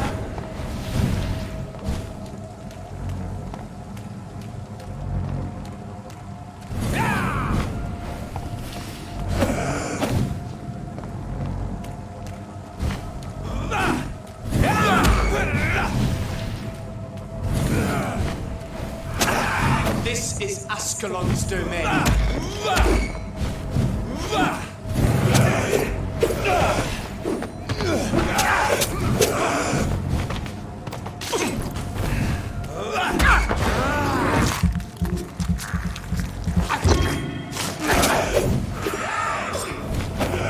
Die, traitor!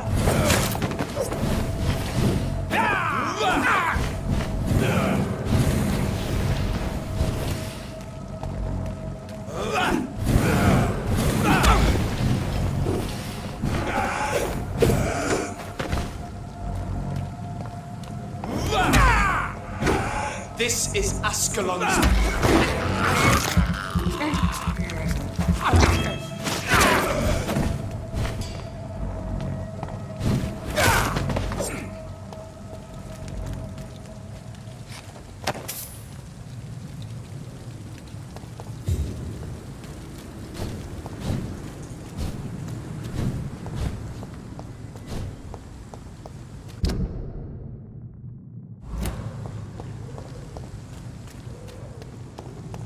This one's mine! I can get to this!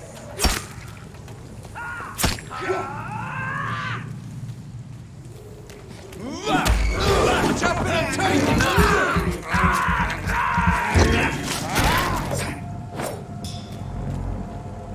Snap it, leech!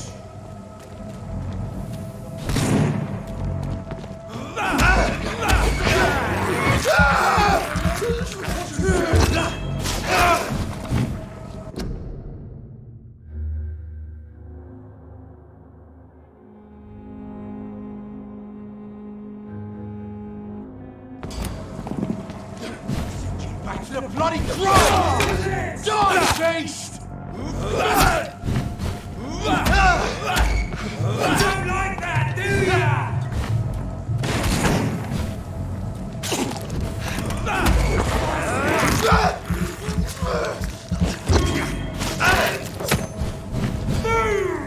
Bloody monster!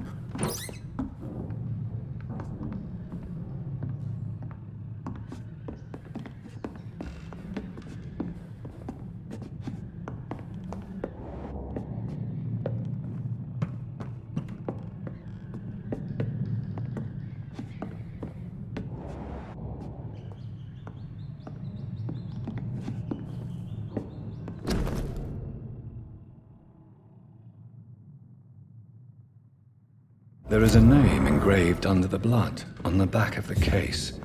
Jack Gillingham. Perhaps Enid's son.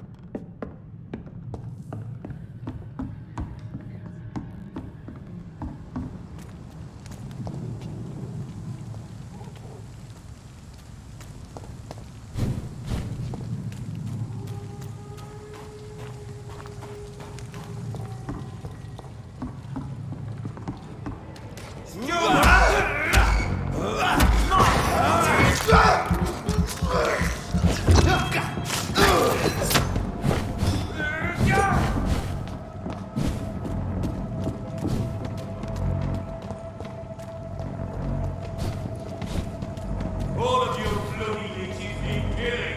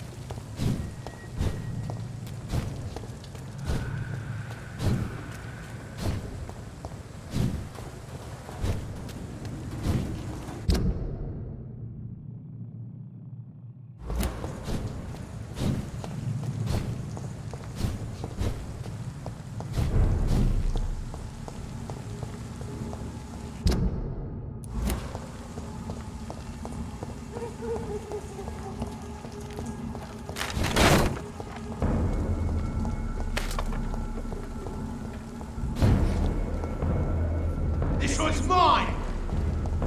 Killing's all you deserve!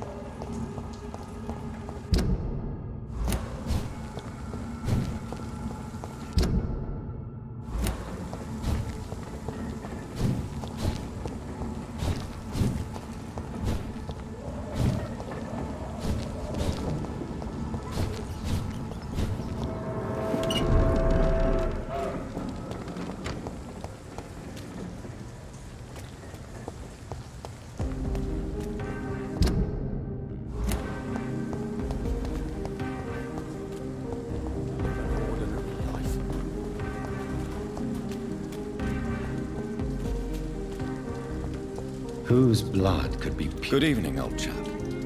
Are you all right? I won't lie to you, Johnny. I'm not a well man. These are the documents you wanted me to look for. I think I've gathered all the available occult research about vampires. Oh, thank you, Johnny. Oh, that'll help me separate the myths from the facts. I'm not sure you can consider this material factual, but it's yours now. What do you intend to do with it? First, I'm going to show them to Venus. It'll open her eyes and make her understand the importance of my mission.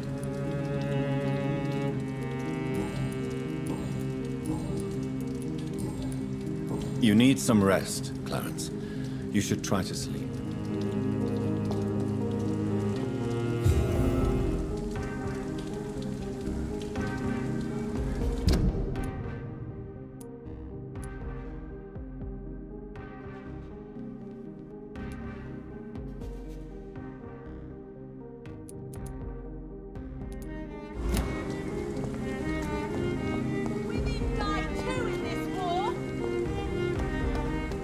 Women's right to vote is only the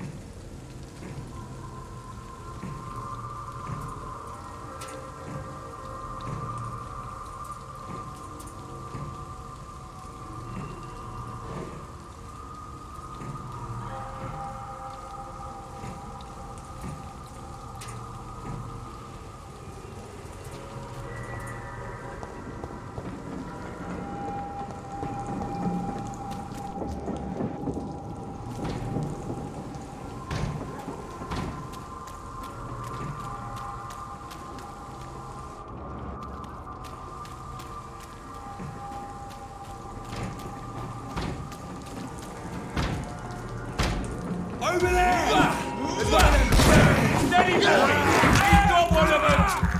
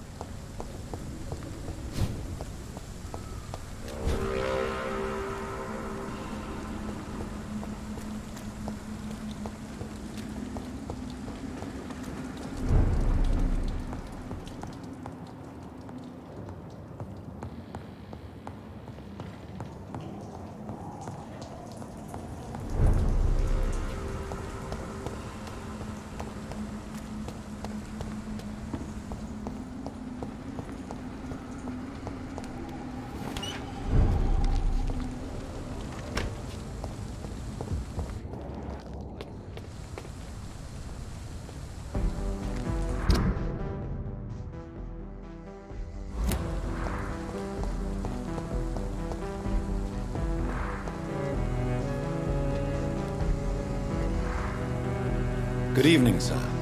I am Dr. Jonathan Reed. Do you need my help? Yes, please. Would you be kind enough to tell me what the time is? That's all you need to know. Well, is it not important to know? As important as where you are? Or who you are? I suppose you're right. And who are you then, sir? I am Agamemnon Baker. Like my brother, I think we need to leave this city immediately. And my brother and I rarely agree on anything.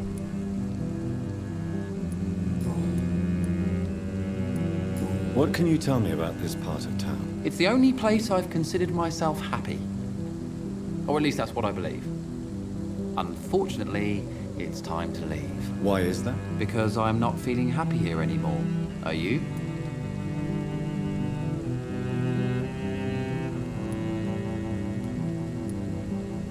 No, I'm not. Good for you.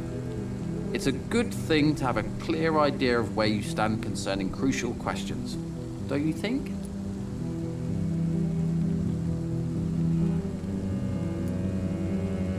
May I ask why you've not gone already, if you're so exasperated by this long wait?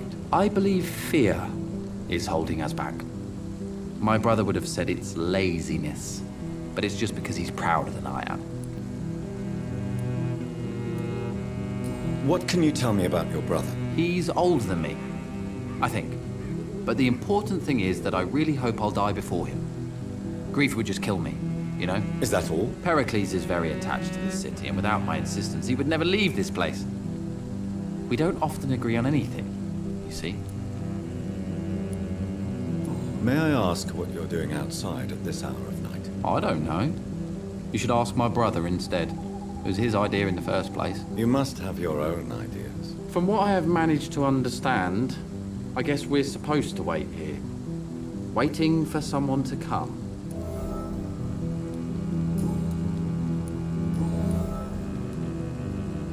Who are you waiting for, exactly? The more I think about it, the more I believe it's not exactly a person we are waiting for. But what else could it be, then? I don't know. A feeling? An event? An impulse? How can I tell?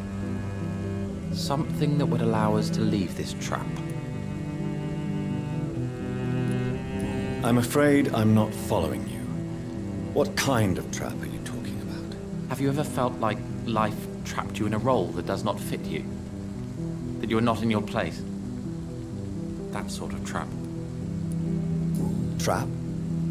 And you think leaving London will free you? At least it will give us the chance to be free. That's more than our present situation. Hope, Doctor. Hope is what truly drives mankind.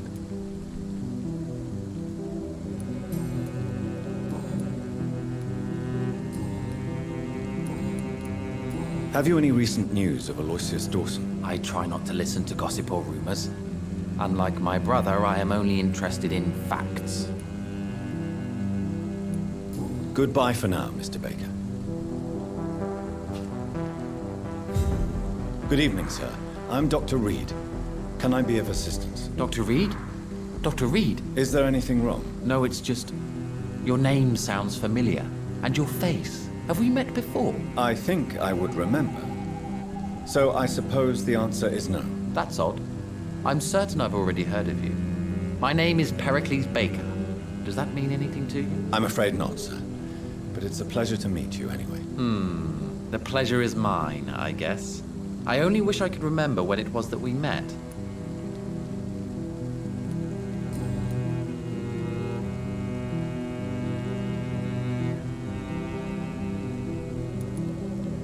Can you tell me anything about this district? As you like asking questions so much, would you allow me to ask you one first? Please, be my guest. Do you like this city?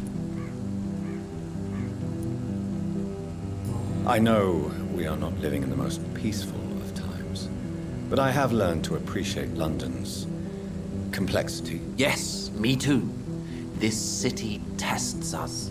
It invites us to find ourselves, to discover our true nature scattered throughout its dark streets. But what if we don't like what we find? Do we ever know who we are? I wonder sometimes.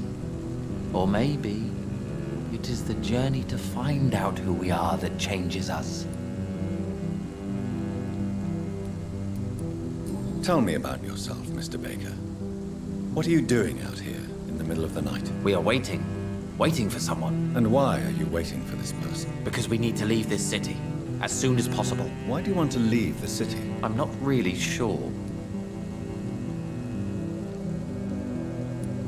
And what do you do, sir? For a living, that is. I stopped working when I decided to leave. When I realized what I wanted.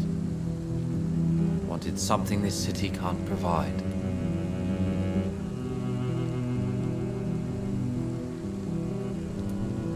But what were you doing before you took this decision? Does it really matter anymore? Considering the past seems so pointless to me. I have lived in this city all my life. And now I think it's over. Tell me more about why you want to leave London, then. I just don't belong here anymore.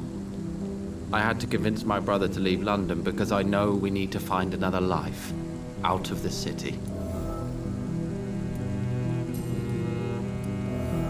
Pericles, tell me why your brother disagrees with your presence here. Agamemnon is naive sometimes. Although don't consider him a fool, sir. He is often more lucid than me. What can you tell me about your brother? If you are searching for a pleasant chat, you should speak with him instead of wasting your time with me.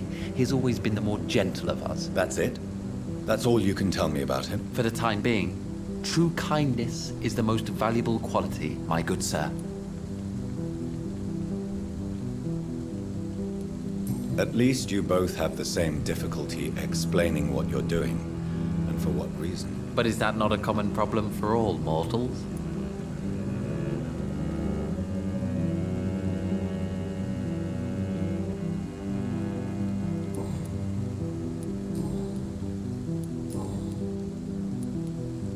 Who are you waiting for?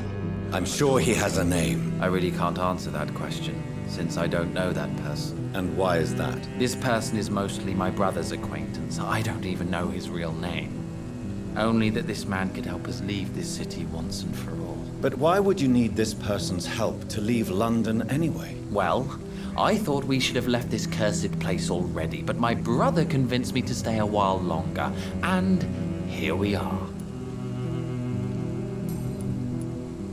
Have you any recent news of Aloysius Dawson? I've heard he's dead. I hope he found his twin brother, wherever they are now. You knew Aloysius's twin brother? Yes. I think we were even together in the Gemini Club for a time. A somewhat secret society that only accepts twins as members. Goodbye, Mr. Baker. Hello again, Dr. Reed.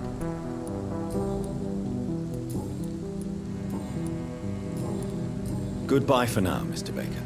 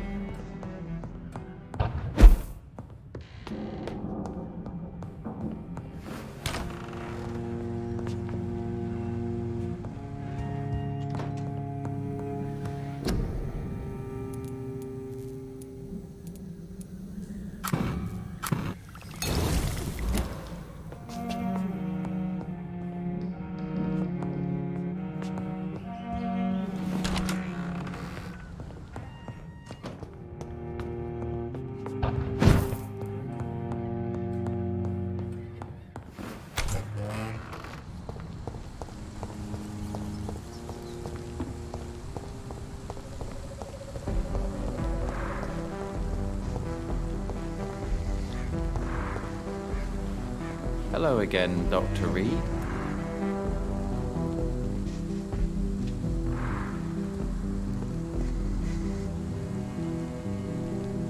Do you need my medical attention, sir? Indeed. I've never been good at explaining my feelings, but I can tell when my body is hurting me. You have nothing to be worried about. You should recover by taking this. Sounds so easy to fight disease. Too bad it's not the same making people smile again. Goodbye for now, Mr. Baker. Good evening, Mr. Baker. Why do I always have feelings of déjà vu when I talk to you? Do you need my medical attention, sir? I'm afraid I do. I knew we should have left London. I don't want to appear tactless, but you're risking your health by remaining outside at this hour of night. Says the doctor who also works outside at night. But as always, the imprudent person enjoys the company of their fellows. Goodbye, Mr. Baker.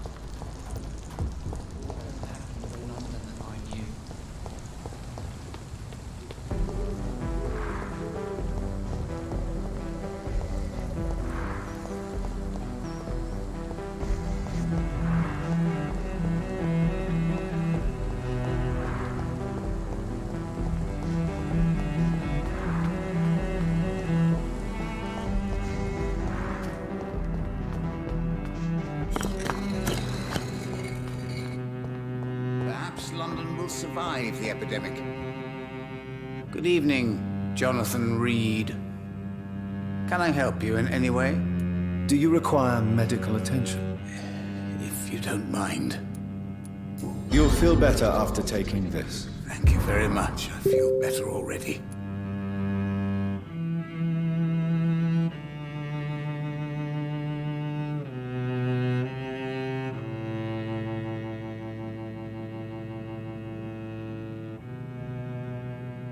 Goodbye, sir. Until we meet again. I rarely wander, yet it amuses me to converse with your kind. Cards never lie, but they are never easy to read.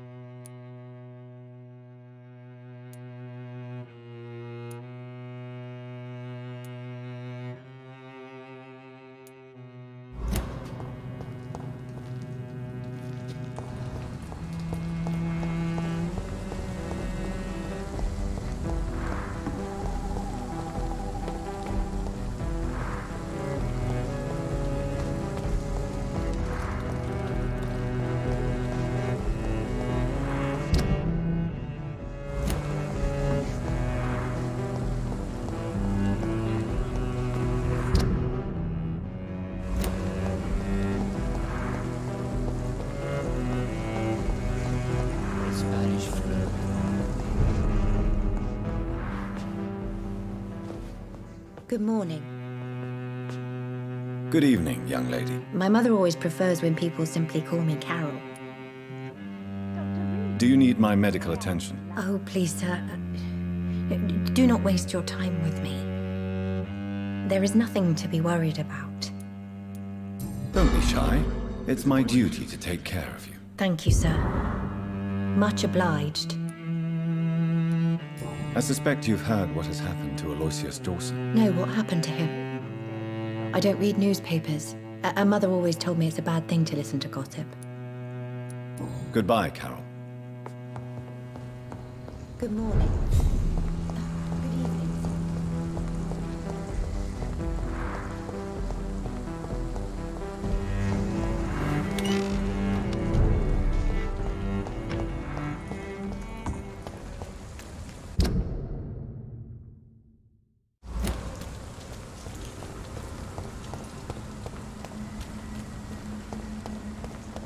You London vampires are so weak!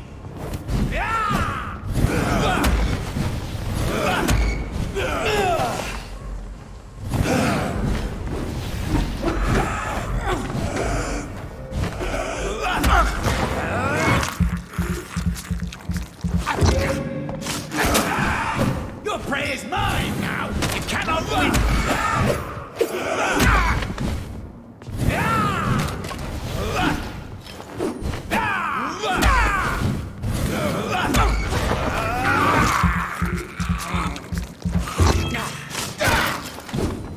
You're mine! You're feeble!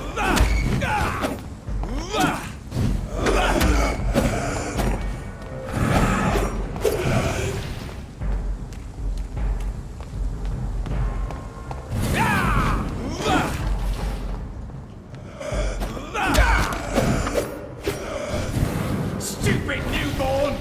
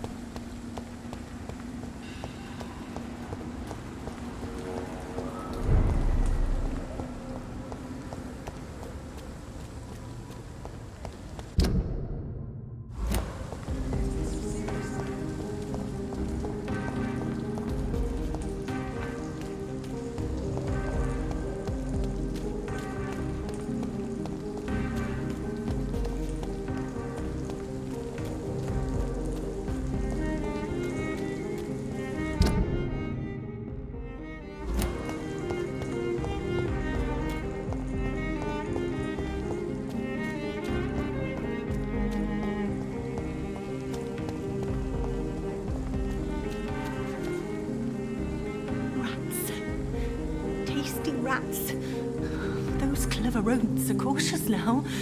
They won't approach. Can I help you, Miss Billow? I'm a doctor. Yes, you can help me. Free me. I will take that as a yes, even if I would prefer to help you in another way. Make it stop. Please. Have you recent news of Aloysius Dawson? He is dead, I've heard. I wish I was dead too. I must go now. Goodbye, Miss Billow.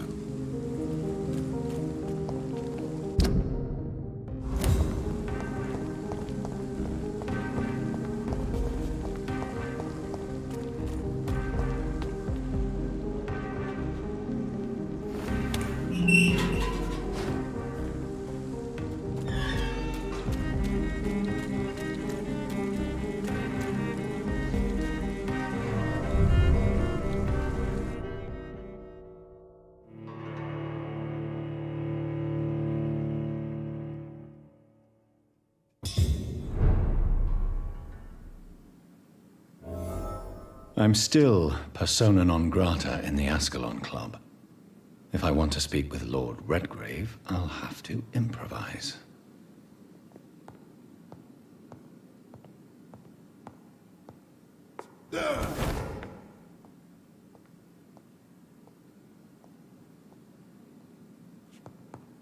Stupid newborn!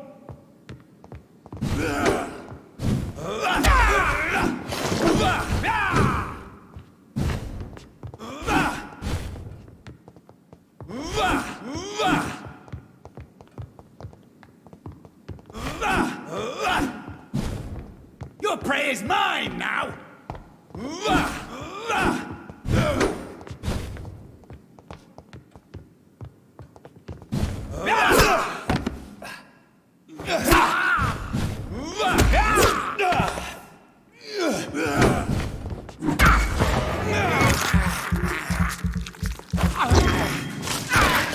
Don't you know better?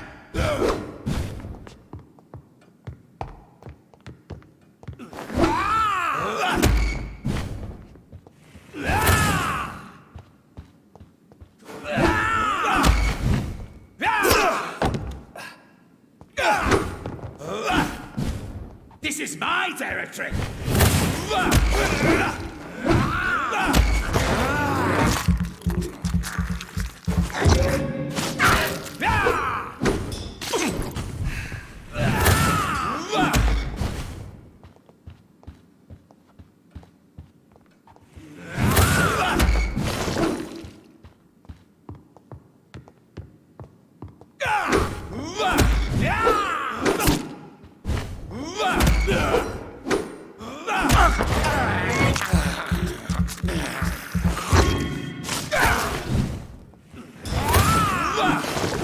Don't you know better?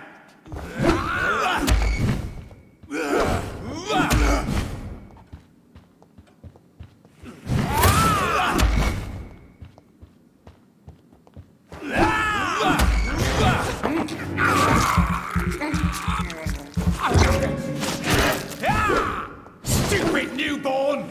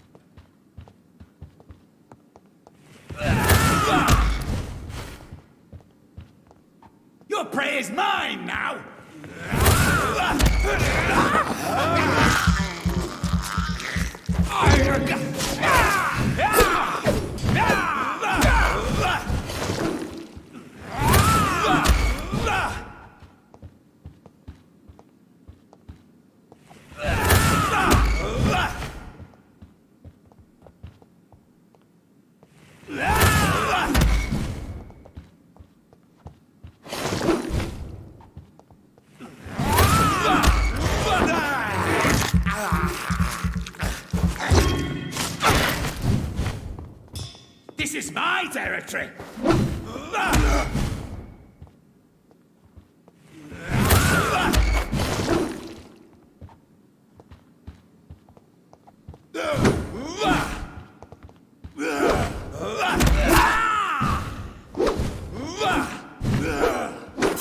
Don't you know better?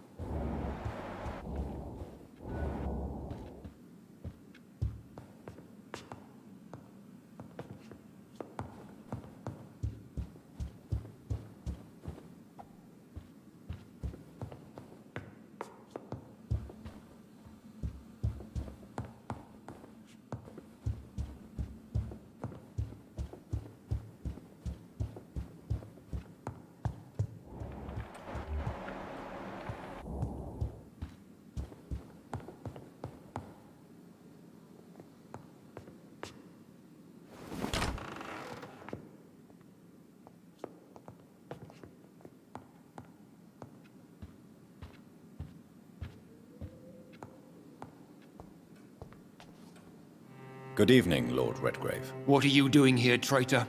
I shall smite you for this audacity. I'm not here to bicker, Lord Redgrave.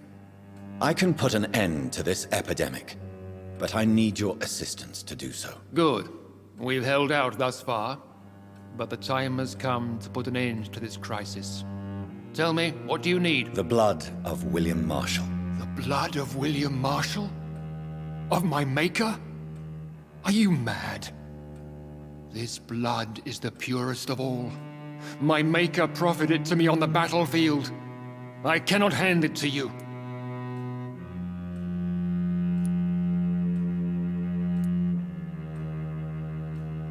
This is more important than the club, you, or me.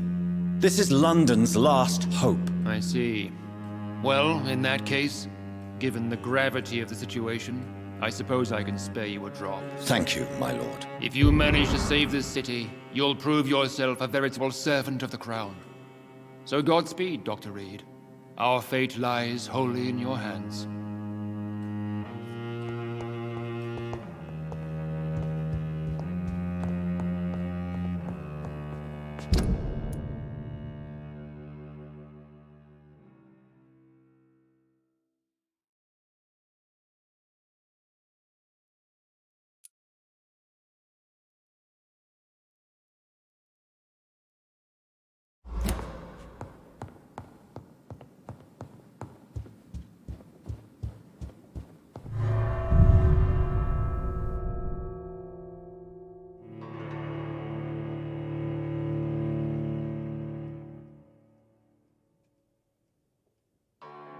Why can't I forgive you, Father?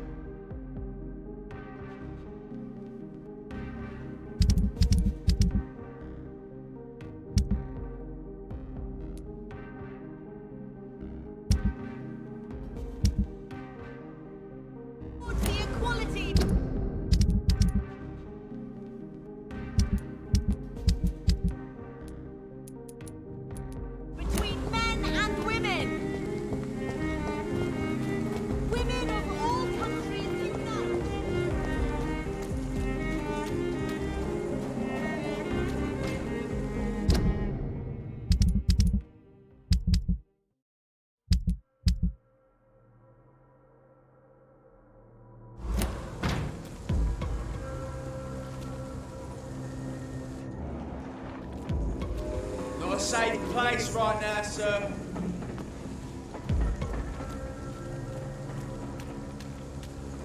This one's mine!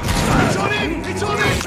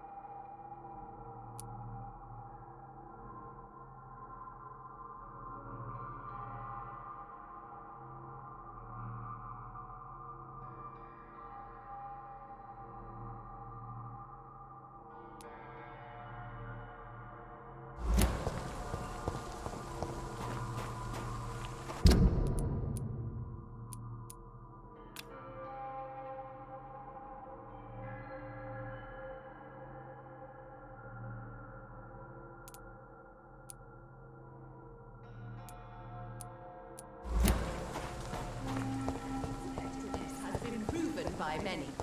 Even the flu is no match for the Swanborough cordial. Death is all around us. When science fails you,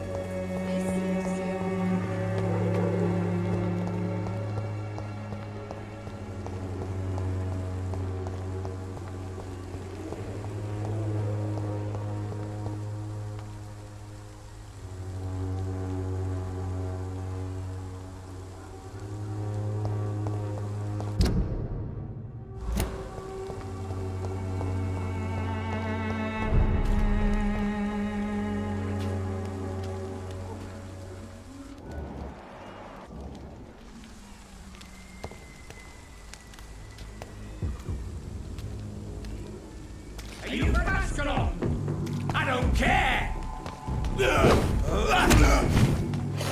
You cannot win this!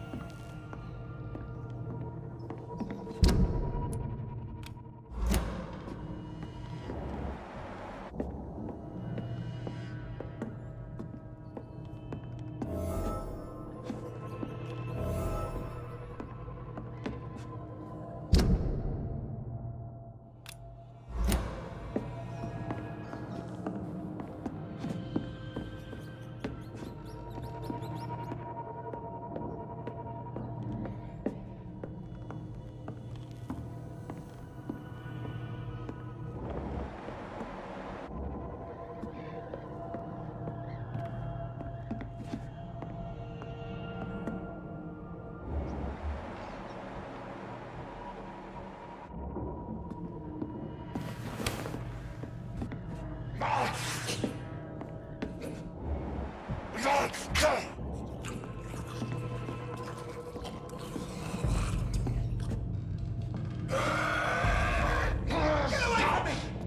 touch me with your disgusting hands!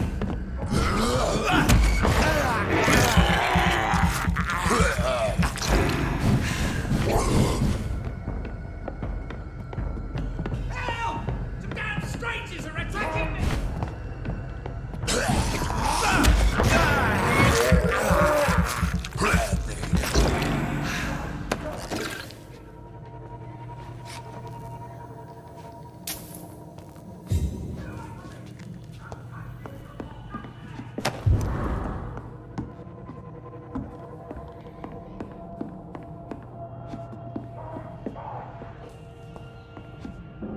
Help! Some damn strangers are attacking me!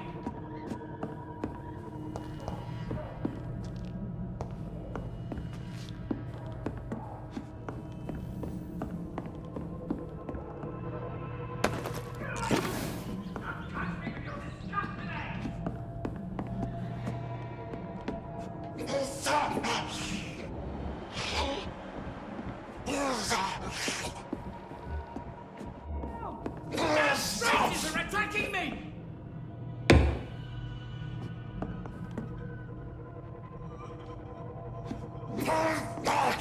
Get away from me! Don't touch me with your disgusting hands!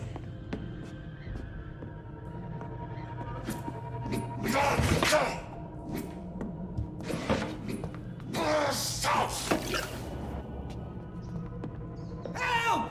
Some damn strangers are attacking me!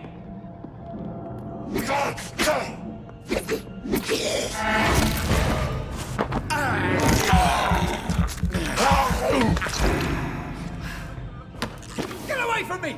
Don't touch me with your disgusting hands!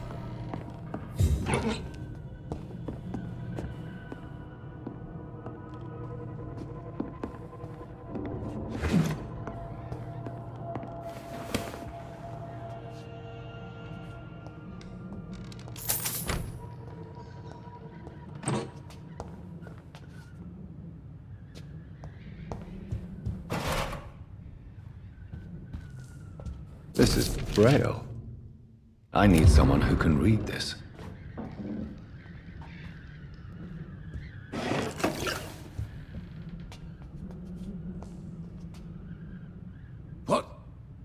What happened? Who are you? It's all right, sir. You're safe now. Oh, a fellow Englishman. Thank you, sir. For a moment, I thought those bloody heathens had killed me. What are you doing here? This place is not safe. Yeah, it's a cesspool, but it's mine. I came to collect some overdue rent, but those who still live here have gone completely bonkers. You're very lucky to be alive. Yeah, filthy immigrants. Fucking savages, every one of them. And now with this bloody fever, they're just animals. You can find safety of sorts in Whitechapel. If you're quick and cautious, you'll be able to avoid the savages.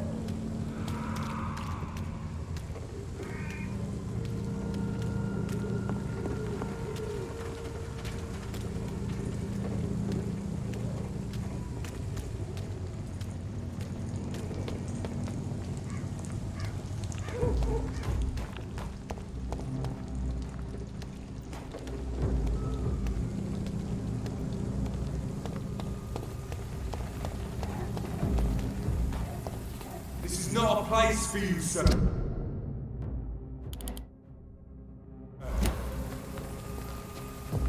Burn it, boys!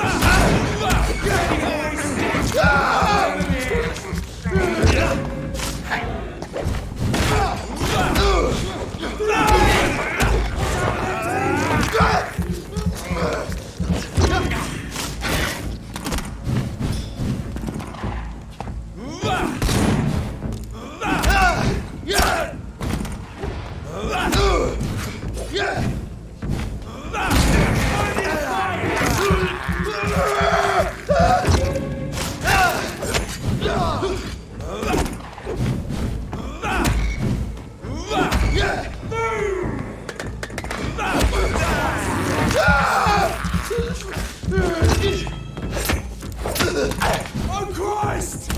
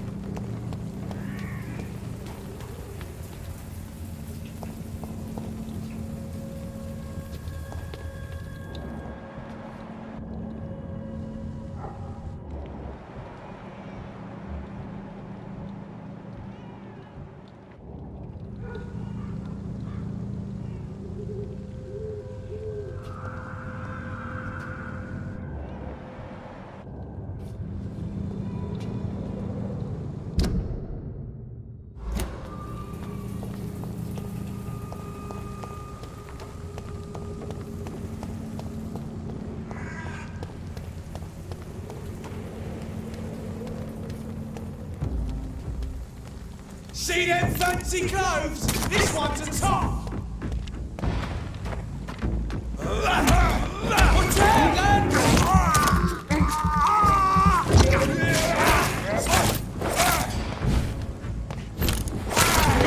Filthy piece of shit!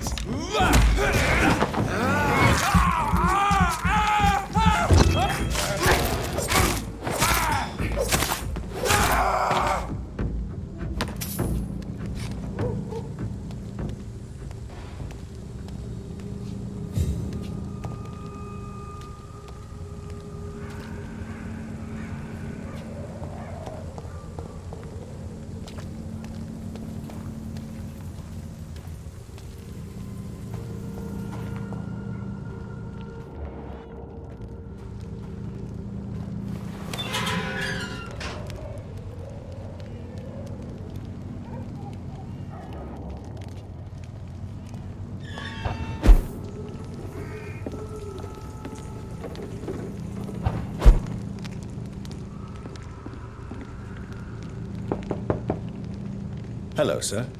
Sorry to disturb you at this hour. I'm a doctor inquiring about the epidemic. May I come in? A doctor, you say? No, thank you. It cannot be safe for a blind man to live here alone. Let me enter, sir. I swear I mean you no harm. Well, a voice never lies, and yours clearly is the voice of a gentleman. All right, Doctor, come on in. Tell me, how do you see the world these days?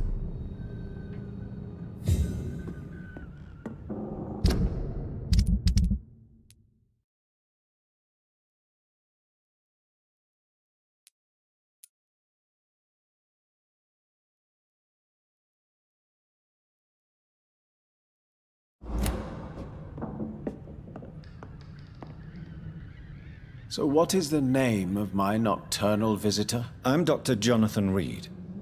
As I already explained to you, I'm inquiring about the epidemic. Dr. Reed? The eminent surgeon? My God, I'd never have expected a brilliant physician like you to knock on my door. You flatter me, sir. No, sir, I am flattered. I read all your work when I still had my sight. I loved it. I'm Mason Swanborough, by the way.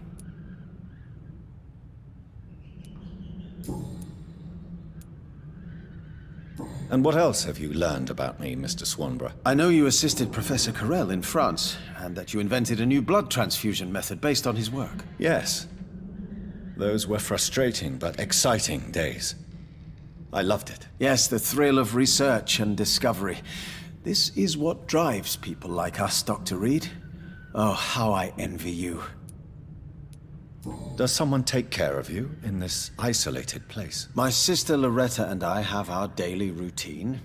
Every morning and evening she comes by so we can talk and eat. Then she leaves and I stay. Where does your sister go? Well, let's just say, she earns enough money for us both. What's so amusing about that? I won't hide the truth from you. Loretta sells a fake miracle elixir to the sick people of Whitechapel. Do you not appreciate your sister's visits? Loretta is the best and worst thing that happened to me, and I believe she could say the same thing about me.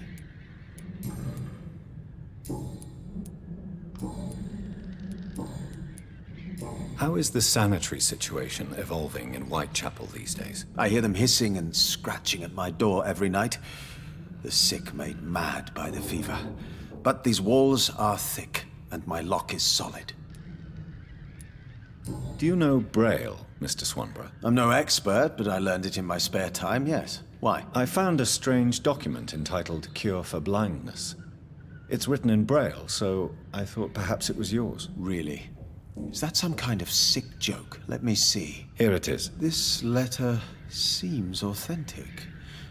And it actually refers to an experimental cure for blindness. You have piqued my interest, Dr. Reed. Could it be of any use to you? No. This page is just a part of a larger diary. I'd be glad if you could find the other pages. I found another page of the diary, Mr. Swanborough. This diary is still not complete. The man who wrote it claims he is a member of some scholarly brotherhood called the St. Paul's Stole. Really? I've heard of them. Very capable scientists. Perhaps the man who wrote this really found a cure. I would need more pages to figure it out, but it's as promising as it is intriguing. Goodbye, Mr. Swanborough. I'll leave you now. Tell me, how do you see the world these days?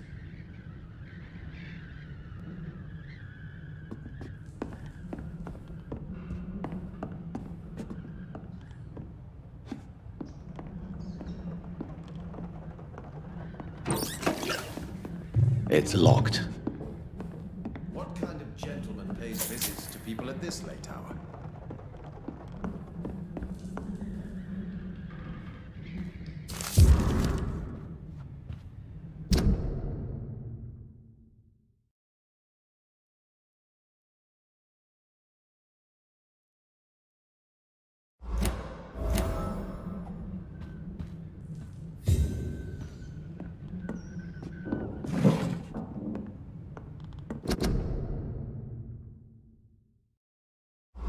What kind of gentleman pays visits to people at this late hour?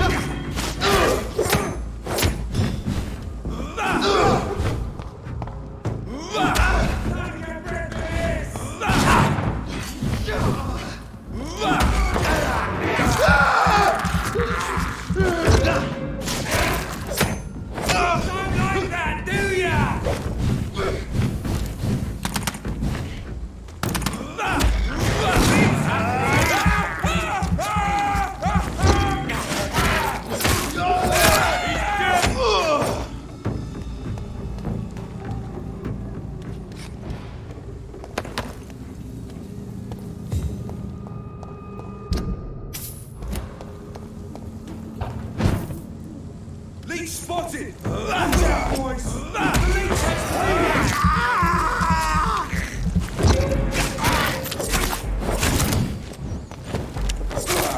Christ, he's dead!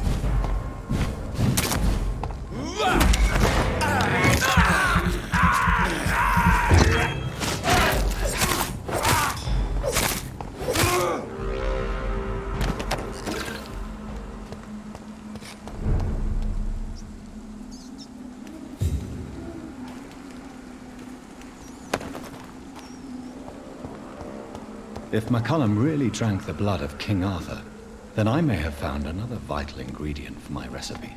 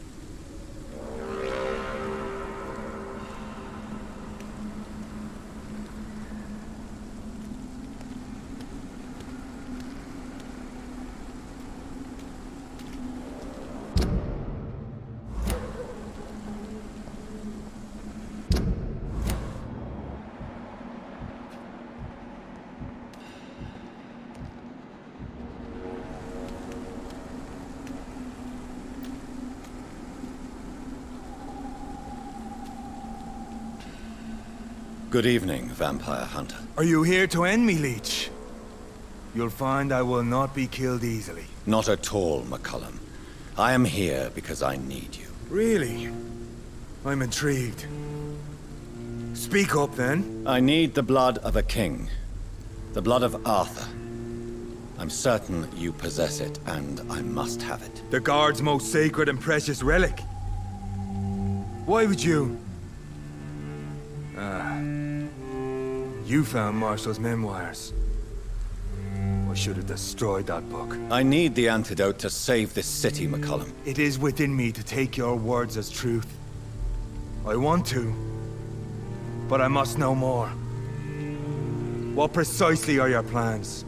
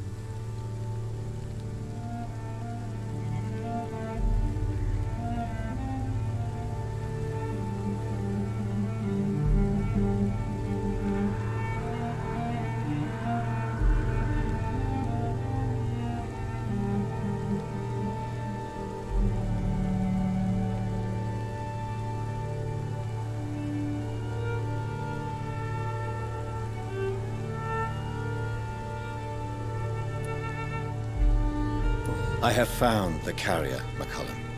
The infection's source. It may be science or some supernatural power that's responsible for all this. But I will harness either or both to end the epidemic. A vampire doctor. My God, you're a terrifying creature. Jonathan Emmett Reed. Do you not understand? We wanted the same thing from the outset. A means to end this vampire epidemic. Not enemies. Maybe that is so. Take it then. I see no other hope for this city. If this is some trick, you will be damned, Dr. Reed. Thank you. Can we speak more? Indeed. Why not? Why are you here? The man who raised me after the brutal murder of my parents. He's buried here. And who was this man? Carl Eldritch. One-time leader of Priwen. He killed my father in front of me. Helped me hunt my brother Ain after teaching me how to kill leeches. Were both your parents killed by vampires? Yes. And yet worse. My father returned to Dublin a vampire and tore out my mother's throat. What will the Guard of Priwen do now? Will you stop the Great Hunt? Yes. But we shall continue to protect innocents from beasts like you and your red-headed friend. Like me? I am indebted to you for sparing me at Pembroke. But this won't always be the case. I'm no coward like those St. Paul's Stowe brothers. How long have you known Lady Ashbury? Where is she? And what will you do to her? We saw you meeting her, so of course we investigated. But she is gone.